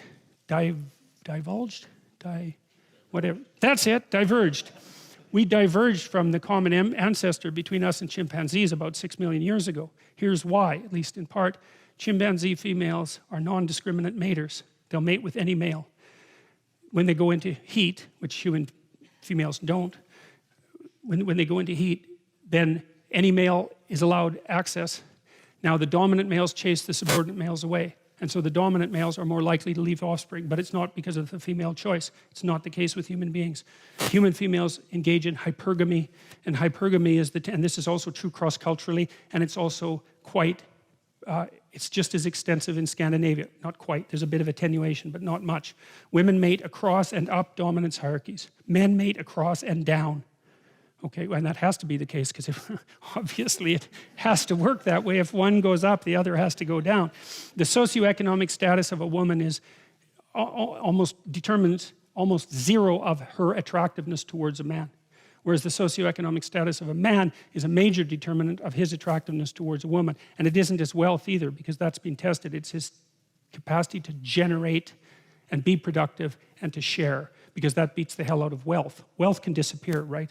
But the capacity to be productive and share, that's a much more important element. And why not be chosen on the basis of that, especially because women have to have infants, and infants make the woman dependent, and the woman is just looking logically, rationally, and from an evolutionary perspective for someone who's useful enough to lend a hand. So women make intense demands on men, and it's no wonder. But the thing is that because women engaged in hypergamy, at least in part, we diverged quite rapidly from chimpanzees, because the selection pressure that women placed on men developed the entire species. Now there's two things that happened as far as I could tell. The men competed for competence, let's say. So the male hierarchy is a mechanism that pushes the best men to the top, virtually by definition, and then that's the effect of that is multiplied by the fact that women who are hypergamous peel from the top, and so that the males who are the most competent are much more likely to leave offspring, and that seemed to be what drove our cortical expansion, for example, which happened very, very rapidly over the course of evolutionary time. So, and when the woman saw that the tree was good for food and that it was pleasant to the eyes and a tree to be desired to make one wise, she took of the fruit thereof and did eat, and gave also unto her husband with her, and he did eat. Oh yes, and women share food. That's a very strange thing, because most creatures don't do that, right? Most animals don't share food. Like if you're a wolf and you bring down something in a hunt, you eat your fill. The dominant creatures eat their fill, and then if there's some left over, the subordinates get to eat too. But that isn't how human beings work. We share food. Now you can imagine how that evolved, because lots of female creatures share food with their offspring. Okay, you don't need much of a twist in that from an evolutionary perspective till you start to share food not only with your offspring, say, but with your mate. And that's another way that you entice a mate. It's like, we're going to be better together than alone. Well, that's the offering of the fruit. Well, what's the self-conscious part? Well, here's part of the bargain, you know. I'm going to wake you up. And partly I'm going to wake you up because you need to be woken up, because I have this infant that needs some damn care. And so you bloody well better be awake. And part of the bargain is I'll offer you something. I'll offer you some food. And in response, we're going to make a team. And that's the deal. Well, and that's the human deal. And that's why we're more or less monogamous, by why we more or less pair bond, and why something approximating marriage is a human universal. It's cross-cultural. Now, you can find exceptions, but who the hell cares? The vast, really, man, who cares? You look at the vast pattern. The vast pattern, well, and the price we pay for having large brains is that we're very dependent, and it takes a long time for us to get programmed, and because of that, we need relatively stable family bonding. And that's basically what we've evolved. And you know, you don't get that without making men self-conscious, because male creatures, why not impregnate and run?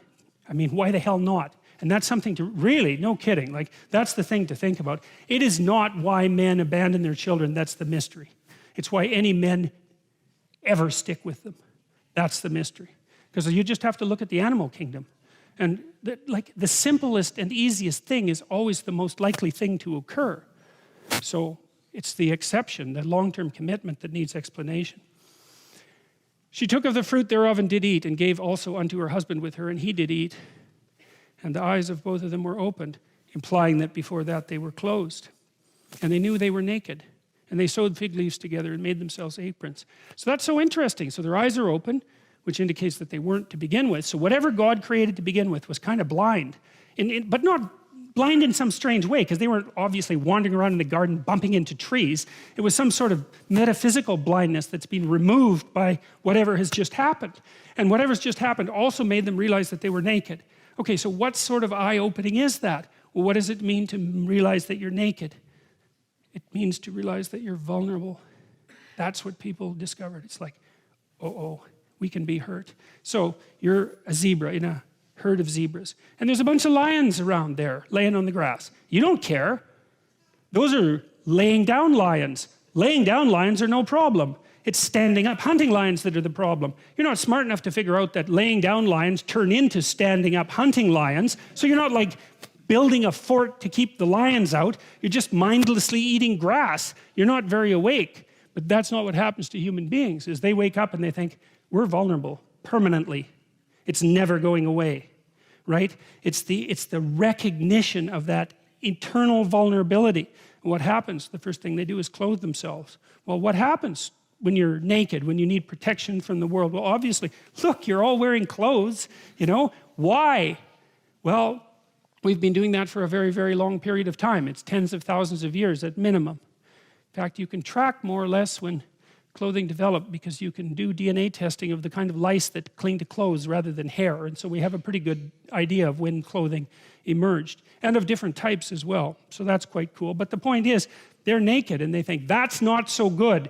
We're vulnerable. So their eyes were open enough so they become self-conscious, and they recognize their own vulnerability. And the first thing they do is, the first step of culture is to protect themselves with something from the world. And you protect yourself from the world and from the prying eyes of other people. This is the book by Lynn Isbell, Why We See So Well. From the temptation of Eve to the venomous murder of the mighty Thor, the serpent appears throughout time and culture as a figure of mischief and misery. The worldwide prominence of snakes in religion, myth, and folklore underscores our deep connection to the serpent. But why, when so few of us have first-hand experience The surprising answer this book suggests lies in the singular effect of snakes on primate evolution. Predation pressure from snakes, Lynn Isbell tells us, is ultimately responsible for the superior vision and large brains of primates and for a critical aspect of human evolution. That was tested recently. Psychologists have known for a long time that people can learn fear to snakes, but they discovered in primates recently a set of neurons, pulvinar neurons, which are specialized, that's in old perceptual systems, reveal neurobiological evidence of past selection for rapid detections of snakes. So that's from 2013. So the snake definitely woke us up. Color vision as an adaptation to fruit eating in primates. It's not by accident that women make themselves look like ripe fruit in order to be attractive to men, right? And that's also not socio-cultural in origin. So,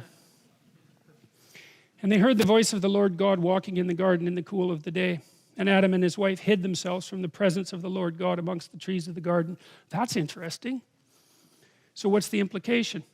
Prior to being woken up, prior to recognizing nakedness and vulnerability, there was no reason for man and woman to hide from God. Now are they hiding from God? Well, they're naked. They're vulnerable. Okay, so think about this. It's like, imagine that you have the capacity to live truthfully and courageously and forthrightly. Just imagine that. And then imagine why you might not do that. And then imagine, well, how about fear and shame? How would that work? Well, let's say that the idea of living forthrightly and truthfully and courageously is analogous, given what we already know about these stories, to walking with God in the garden. Well, what stops people from doing that? What stops people from hiding? Well, it's a recognition of their own inadequacy. They look at themselves and they think, how in the world is a creature such as I supposed to live properly in this world with everything that's wrong with me? And so what do you hide from? Well, you go home, you sit on your bed for 5 minutes and ask yourself, what have you hidden from in your life? Man, you'll have books of knowledge reveal themselves to you in your imagination, right? You say, well, why are you hiding? Well, it's no bloody wonder you're hiding. It's no wonder that people hide. That's the thing that's so terrifying about this story. We woke up and we thought, oh my God, look at this place. Like, this is seriously, there's some serious trouble here, and we're in some serious trouble, and we're not what we could be. And so we hide. And that's what the story says. People woke up, they became self-conscious, they recognized their own vulnerability, and that made them hide from manifesting their divine destiny. It's like, yeah, that's exactly right. And the Lord God, I love this part of the story, and that's so funny. And the Lord God called, and we could use a little humor at this point. And the Lord God called unto Adam and said unto him, where art thou? And Adam said, I heard thy voice in the garden, and I was afraid, because I was naked. So in case there was any doubt about that, that's why. And I hid myself.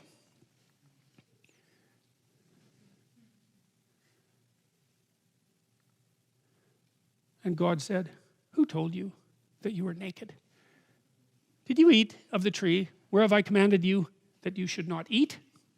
And this is where Adam shows himself in all his post-fall heroic glory.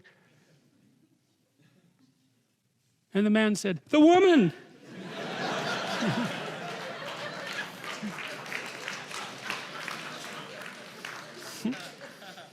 Whom thou gavest to be with me. She gave me of the tree and I did eat. So that's such, man, that's such, that it's so, you know, again, there's a modern feminist interpretation of the story of Adam and Eve that makes the claim that Eve was portrayed as the universal bad guy of humanity for disobeying God and eating the apple. It's like, fair enough, you know, looks like she slipped up.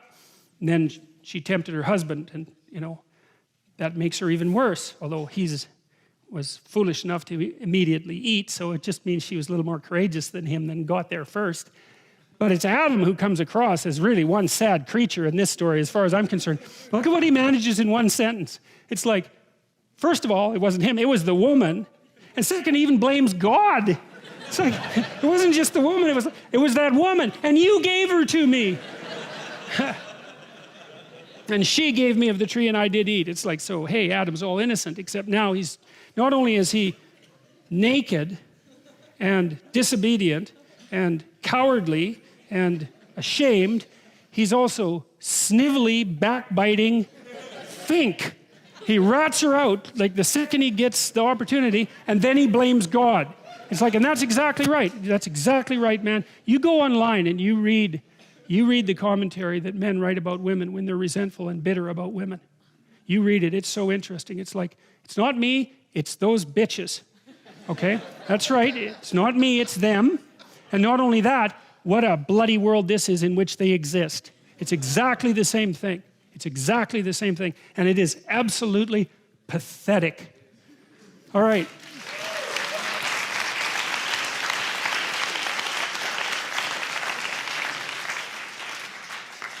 And the Lord God said unto the woman, what is this that thou hast done? And the woman said, the serpent beguiled me and I did eat. Well, at least she has a bloody excuse. First of all, it's a snake. I mean, those things are, as we already found out, they're subtle. And second, it turns out that the damn snake is Satan himself, you know, and he's rather treacherous. So the fact that she got tangled up in his mess, let's say, is, well, problematic. But it's a hell of a lot better excuse that Adam has. And the Lord God says unto the serpent, because thou hast done this, thou art cursed above all cattle and above every beast of the field. Upon thy belly shalt thou go, and dust shalt thou eat all the days of thy life. And snakes, by the way, are lizards that lost their legs, just so you know. And I will put enmity between thee and the woman, and between thy seed and her seed. It shall bruise thy head, and thou shalt bruise his heel. I love these pictures. They're so smart. And again, strip the religious context from them and just look at them for a second.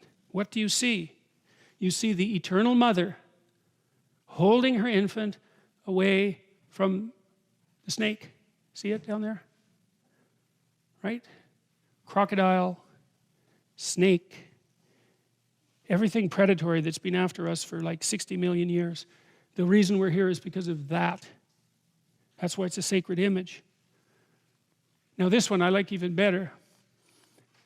See down there, there's something like the moon, and then there's this reptile down there that Eve is standing on. This is really old, and I showed you this before, but I think it's so cool. She's coming out of this thing that's like a hole in the sky, you know, because it indicates the eternal re-presence of this figure. It's something like that. The eternal recurrence of this figure. It's an archetype.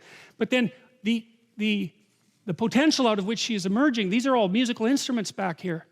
And so what the artist is representing is the great patterned complexity of being and the emergence of the protective mother from that background, protecting the infant eternally against predation. It's like, how can that not be a holy image? If it isn't a holy image, if you don't think it's a holy image, then there isn't something wrong with the image. There's something wrong with the perceiver. Unto the woman he said, well, and God's just outlining the consequences of this right now. It's like, okay, well, now you've gone and done it. You've woken up. This is what's going to happen. I'll greatly multiply thy sorrow and thy conception. In sorrow thou shalt bring forth children. And thy desire shall be to thy husband, and he shall rule over thee. It doesn't say he should. It says he will. And why in sorrow shalt thou bring forth children? Well, when you develop a brain that big so that you can see, it's not that easy to give birth anymore. And then you produce something that's dependent beyond belief. And that's one of the things that you would say dooms you to precisely this. So that's Eve's punishment for waking up. And Adam, because thou hast hearkened unto the voice of thy wife, and hast eaten of the tree of which I commanded thee, saying, thou shalt not eat it, cursed is the ground for thy sake. In sorrow shalt thou eat of it in all the days of thy life. What's that? It's the invention of work. Thorns and thistles shall it bring forth to thee, and thou shalt eat the herb of the field. It's the invention of work. What do people do that animals don't? Work. What does work mean? It means you sacrifice the present for the future. And why do you do that? Because you know you're vulnerable and because you're awake. And so from here on in, from this point, there's no return to unconscious paradise. I don't care how many problems you've solved so that today's okay. You've got a lot of problems coming up. And no bloody matter how much you work, you're never going to work enough to solve them. And so all you're going to do from here on in is be terrified of the future. And that's the price of waking up. And that's the end of paradise. And that's the beginning of history. And that's how that story goes. In the sweat of thy face shalt thou eat bread till thou return unto the ground, for out of it wast thou taken. For dust thou art, and unto dust thou shalt return. And Adam called his wife's name Eve, because she was the mother of all living. Unto Adam also and unto his wife did the Lord God make coats of skin and clothe them. That's William Blake, by the way. And the Lord God said, Behold, the man is become as one of us, to know good and evil. And now lest he put forth his hand and take also of the tree of life and eat and live forever. I'll go over this again next week. Therefore the Lord God sent him from the forth from the Garden of Eden to till the ground from whence he was taken. So he drove out the man, and he placed at the east of the Garden of Eden cherubims and a flaming sword which turned every way to keep the way of the tree of life.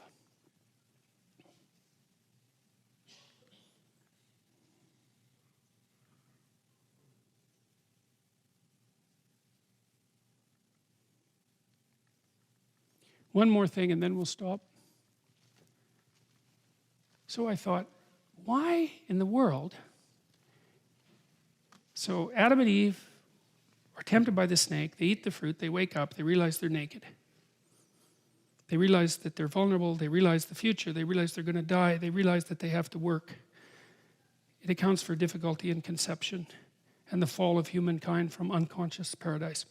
Okay, that makes sense. What about the knowledge of good and evil? What in the world does that mean? The Mesopotamians believed that human beings were made out of the blood of Kingu, who was the worst monster that Tiamat, who was the goddess of chaos, could imagine and then produce. So their idea was that whatever it was about humanity, there was something deeply, deeply, deeply, demonically flawed. So that's their conception. And it's out of that same milieu that these stories emerge. So what does opening your eyes and realizing your vulnerability have to do with the knowledge of good and evil? And really, I thought about that. I really thought about that. I got to tell you, I thought about that for like 20 years because I knew there was something there that I could not put together. And at the same time, I was reading things. I'm going to tell you something truly awful. And so if you need a trigger warning, you're getting one.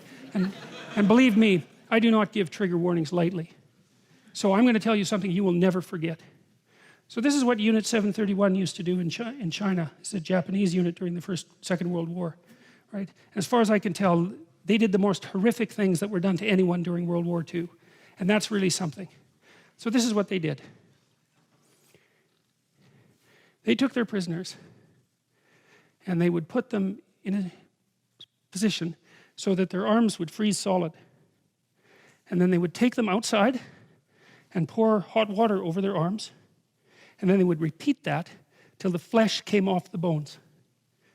And they were doing that to investigate the treatment of frostbite for soldiers. Now you can look up Unit 731 if you want to have nightmares.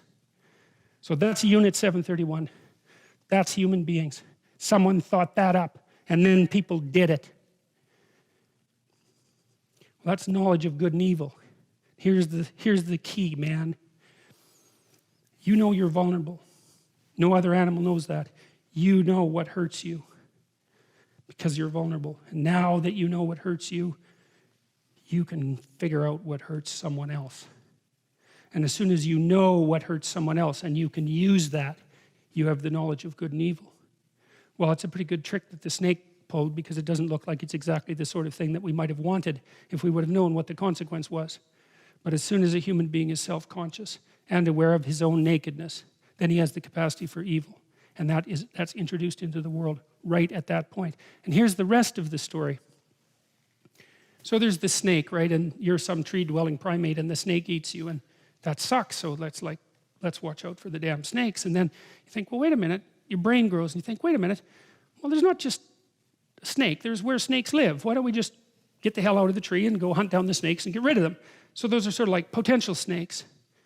And so the snake becomes potential snake, and it's the same circuit that you're using to do this thinking. And then you get rid of the damn snakes. It's like St. Patrick chases them out of Ireland. No more snakes. Everything's paradise. It's like, no. That's not how it works at all. Well, now you've got the human snakes. You're a tribe. You've got tribal enemies. You've got to defend yourself against the human snakes, right? So maybe your empire expands and you get rid of all the human snakes.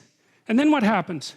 Well, they start to grow, develop inside. It's like you get rid of all the external enemies and you make a big city, and all of a sudden there's enemies that pop up inside, because the snake isn't just the snake in the garden, and the snake isn't just the possible snake, and the snake isn't just the snake that's your enemy.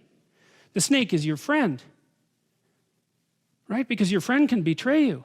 And then it's even worse than that, because you can betray you. And so even if you get rid of all the outside snakes, you've got an inside snake, and God only knows what it's up to. And that's why the bloody Christians associated the snake in the Garden of Eden with Satan. It's unbelievably brilliant. Because you got to think, what's the enemy? Well, it's the snake. Fair enough. But that's good if you're a tree-dwelling primate. But if you're a sophisticated human being, with 6 million years of additional evolution, and you're really trying to solve the problem of what it is that's the great enemy of mankind, well, it's the human propensity for evil, right? As such. Well, that's the figure of Satan. That's what that figure means. Just like there's a logos that's the truth that speaks order out of chaos at the beginning of time, there's an antithetical spirit, the hostile brother. That's Cain to Abel, which we'll talk about next week. That's doing exactly the opposite. That's motivated by absolutely nothing but malevolence and the willingness to destroy. And it has every reason for doing so. And that's what's revealed in the next story, in Cain and Abel, in one paragraph. The first glimmerings of that, outside of the strange insistence by the Christian mystics, let's say, on the identity between the snake in the Garden of Eden and the author of all evil himself.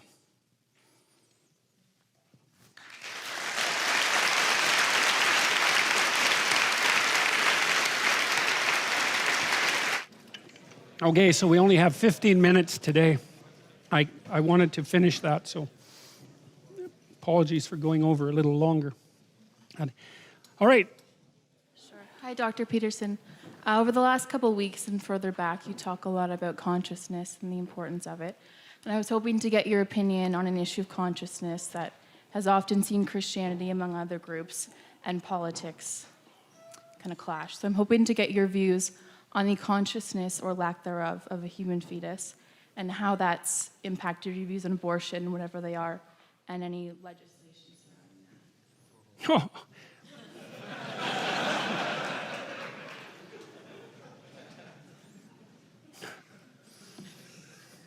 Thank you. I'm very...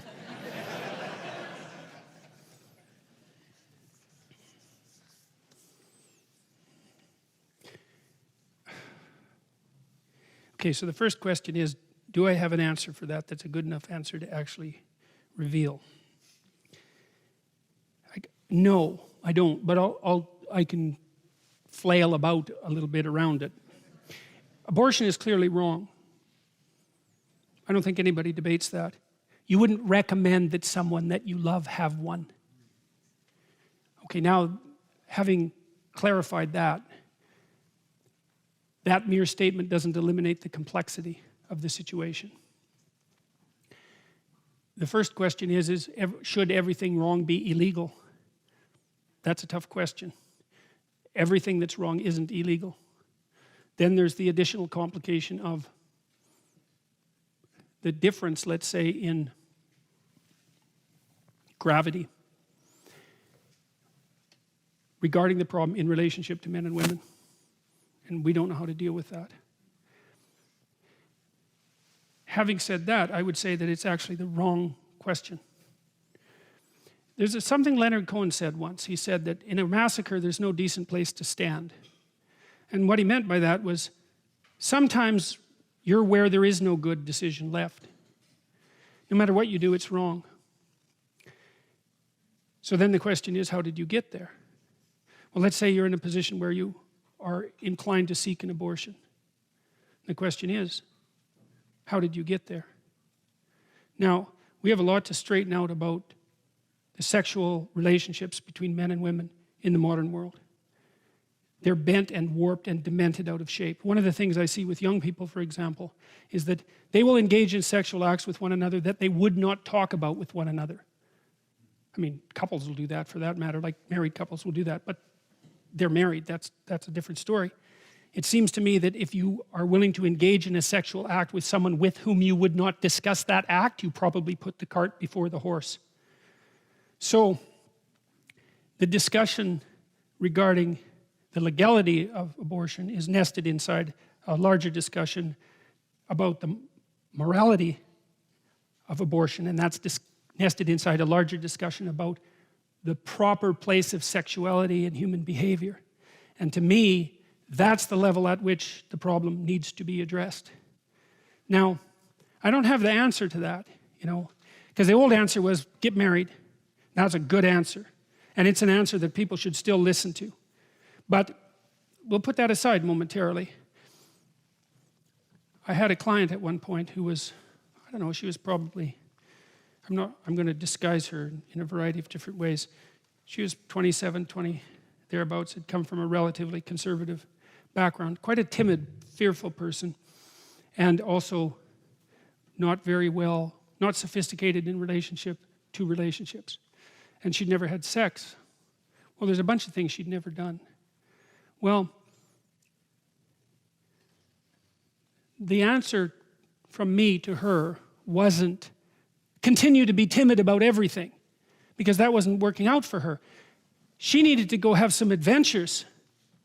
Now, sexual adventures, like other adventures, are dangerous. And so you have to be very careful when you encourage people to go out and have adventures. But too much timidity and caution also constitutes a pathway to perdition, let's say.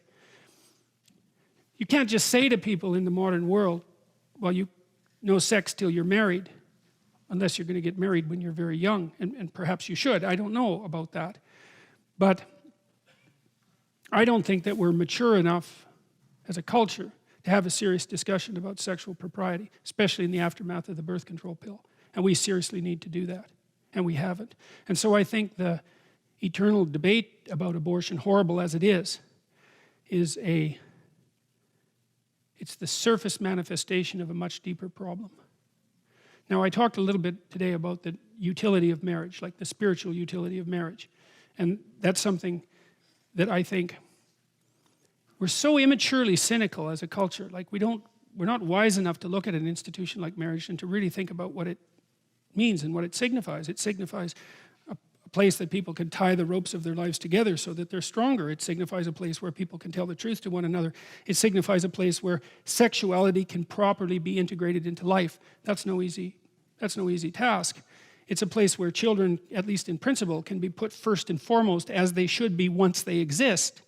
And so there's a much broader discussion that has to happen, I think, before any concentration on the legality of abortion is liable to get anywhere at all. That's what it looks like to me. So that's the best I can do with that question.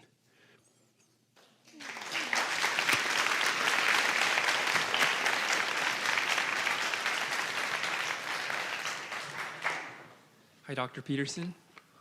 Earlier you showed a picture of Fuxi and Nua. Yeah, right. Yeah, and Osiris. And in your Maps of Meaning lectures, you also explained that cultures around the world have these twin snakes that are Yeah, they're everywhere, man. Yeah, and so you mentioned that you believe this is a representation of DNA. You would bring that up too. Jesus, what is it with you guys tonight? Yeah, well, yeah. No, I wouldn't say I believe that. I have my suspicions that that might be it. Yeah, because believe is too strong a word, but those representations are everywhere. And read this book. This is a good one. Oh man, now I have to remember the book. It's by an anthropologist who went down to the Amazon jungle and experimented intensively with ayahuasca. I think it's called The Cosmic Serpent. I think that's the name of the book. You could read that. There's another one called Breaking Open the Head, which is also pretty damn interesting. And there's something to those books. I mean, The Cosmic Serpent kind of goes off on a bit of a tangent, I would say, although Breaking Open the Head it's better. Better. It seems to stay more constrained and tight, but we don't know the limits of our perception, especially under certain conditions. And I think people have had intimations of DNA as the cosmic serpent forever. So, yeah. But that's way out on the frontiers of my knowledge, right? Like, I'm guessing in a dreamlike way when I'm making statements like that. So, because you did mention that you did believe it and that there were sort of maybe some dreams and interpretations that might have emerged, but I don't see how we could have perceived DNA as it is. right. Well, yes, we didn't objectively, but I'm not so sure we didn't subjectively. But I mean, it's very strange that these double helixes exist in so many places and that they're often utilized as healing symbols with the snake. So, anyways, like I said, that's, what do you call that? It's not hypothesizing, it's one thing worse than that. Speculating. Those are speculations. I'm operating at the edge of my understanding. But our perceptions are very mutable, and we can see things under some conditions that you wouldn't think that anybody could see. So, okay, yep.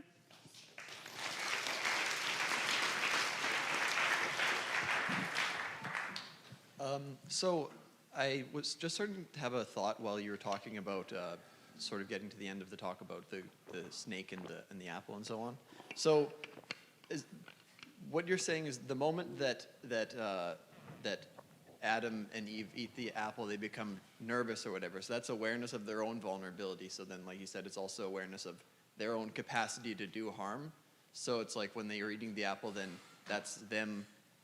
Their immediate sort of nervous reaction is because they ate the apple and they kind of became evil in that moment or something like that.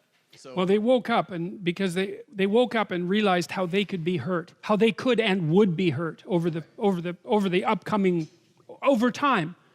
It's the same as the discovery of your own nakedness and the discovery of time are very, very similar phenomena. right. But I mean, that also means it's the discovery of your ability to do harm. sure, as soon as you know how you can be hurt. Well, you know, if you have to just consult your evil fantasies, it's like, what'll really hurt him? Oh yeah, that would work. It's like, how do you know that? Well, you just think about it. What would happen if that happened to me? That would hurt. Oh yeah, that'll work. It'll hurt him or her. And you know, you probably think that way twice a week or maybe twice a day. Jesus, every time you have an argument with someone, all you have to do is look at the back of your mind a little bit. You don't want to, that's for sure. But if you do, you'll see these sorts of thought processes generating constantly. It's like, you know, in a back and forth discussion, particularly with people you love, it's like you're always looking for a place to put the knife in. So then it seems really similar to me, or it seems like they're kind of discovering the kind of like Jungian shadow within themselves, so that is the moment where it got introduced into the human spirit.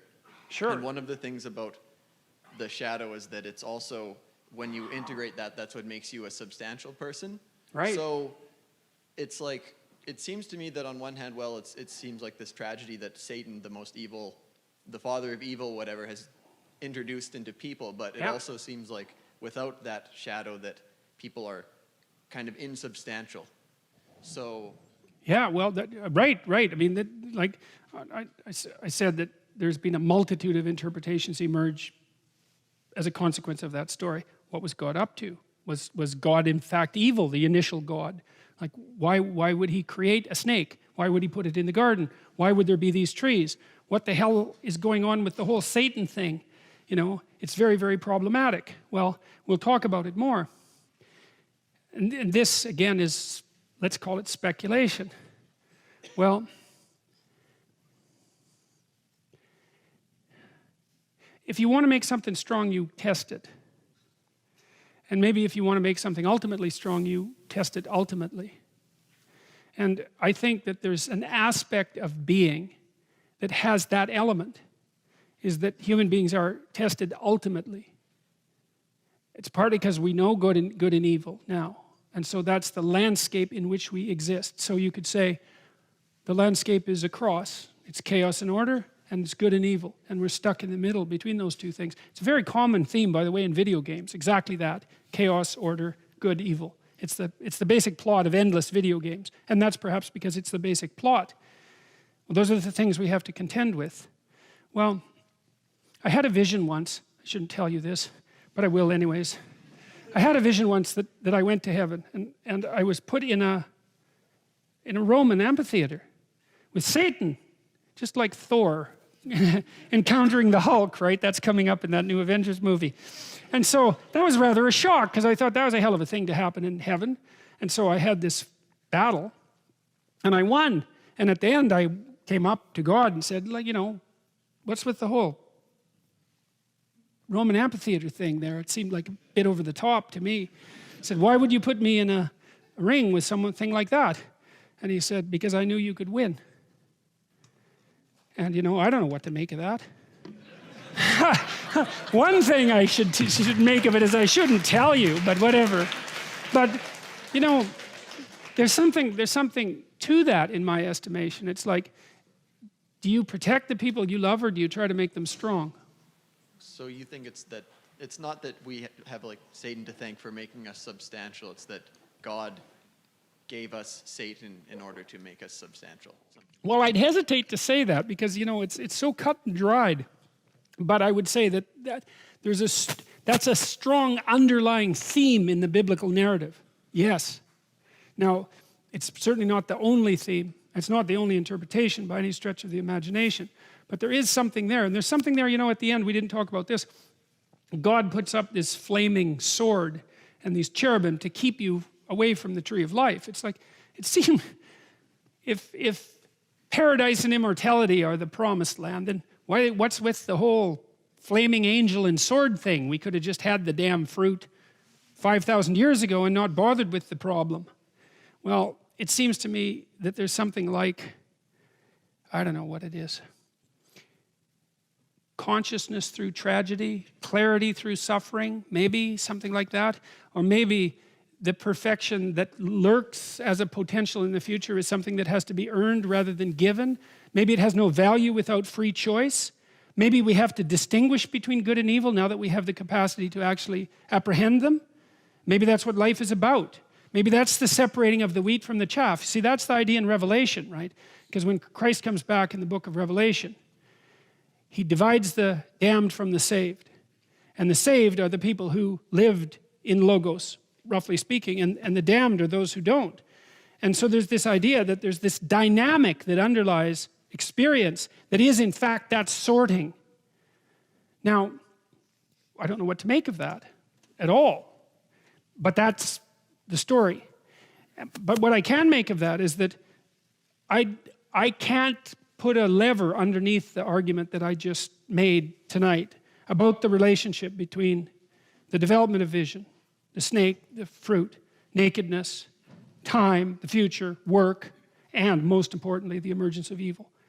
That seems to me to be, I cannot find a way to undermine that argument. It seems, I can't break it, and that's what I'm always looking for when I'm trying to formulate ideas. I'm trying to look for something that no matter how hard I try, I cannot break, and I can't break that set of ideas.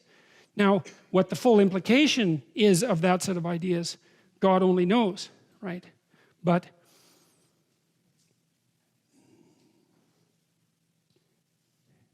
I could say also practically, you know, one of the things that I've observed is that lies and deception destroy people's lives. And when they start telling the truth and acting it out, things get a lot better. Got to stop.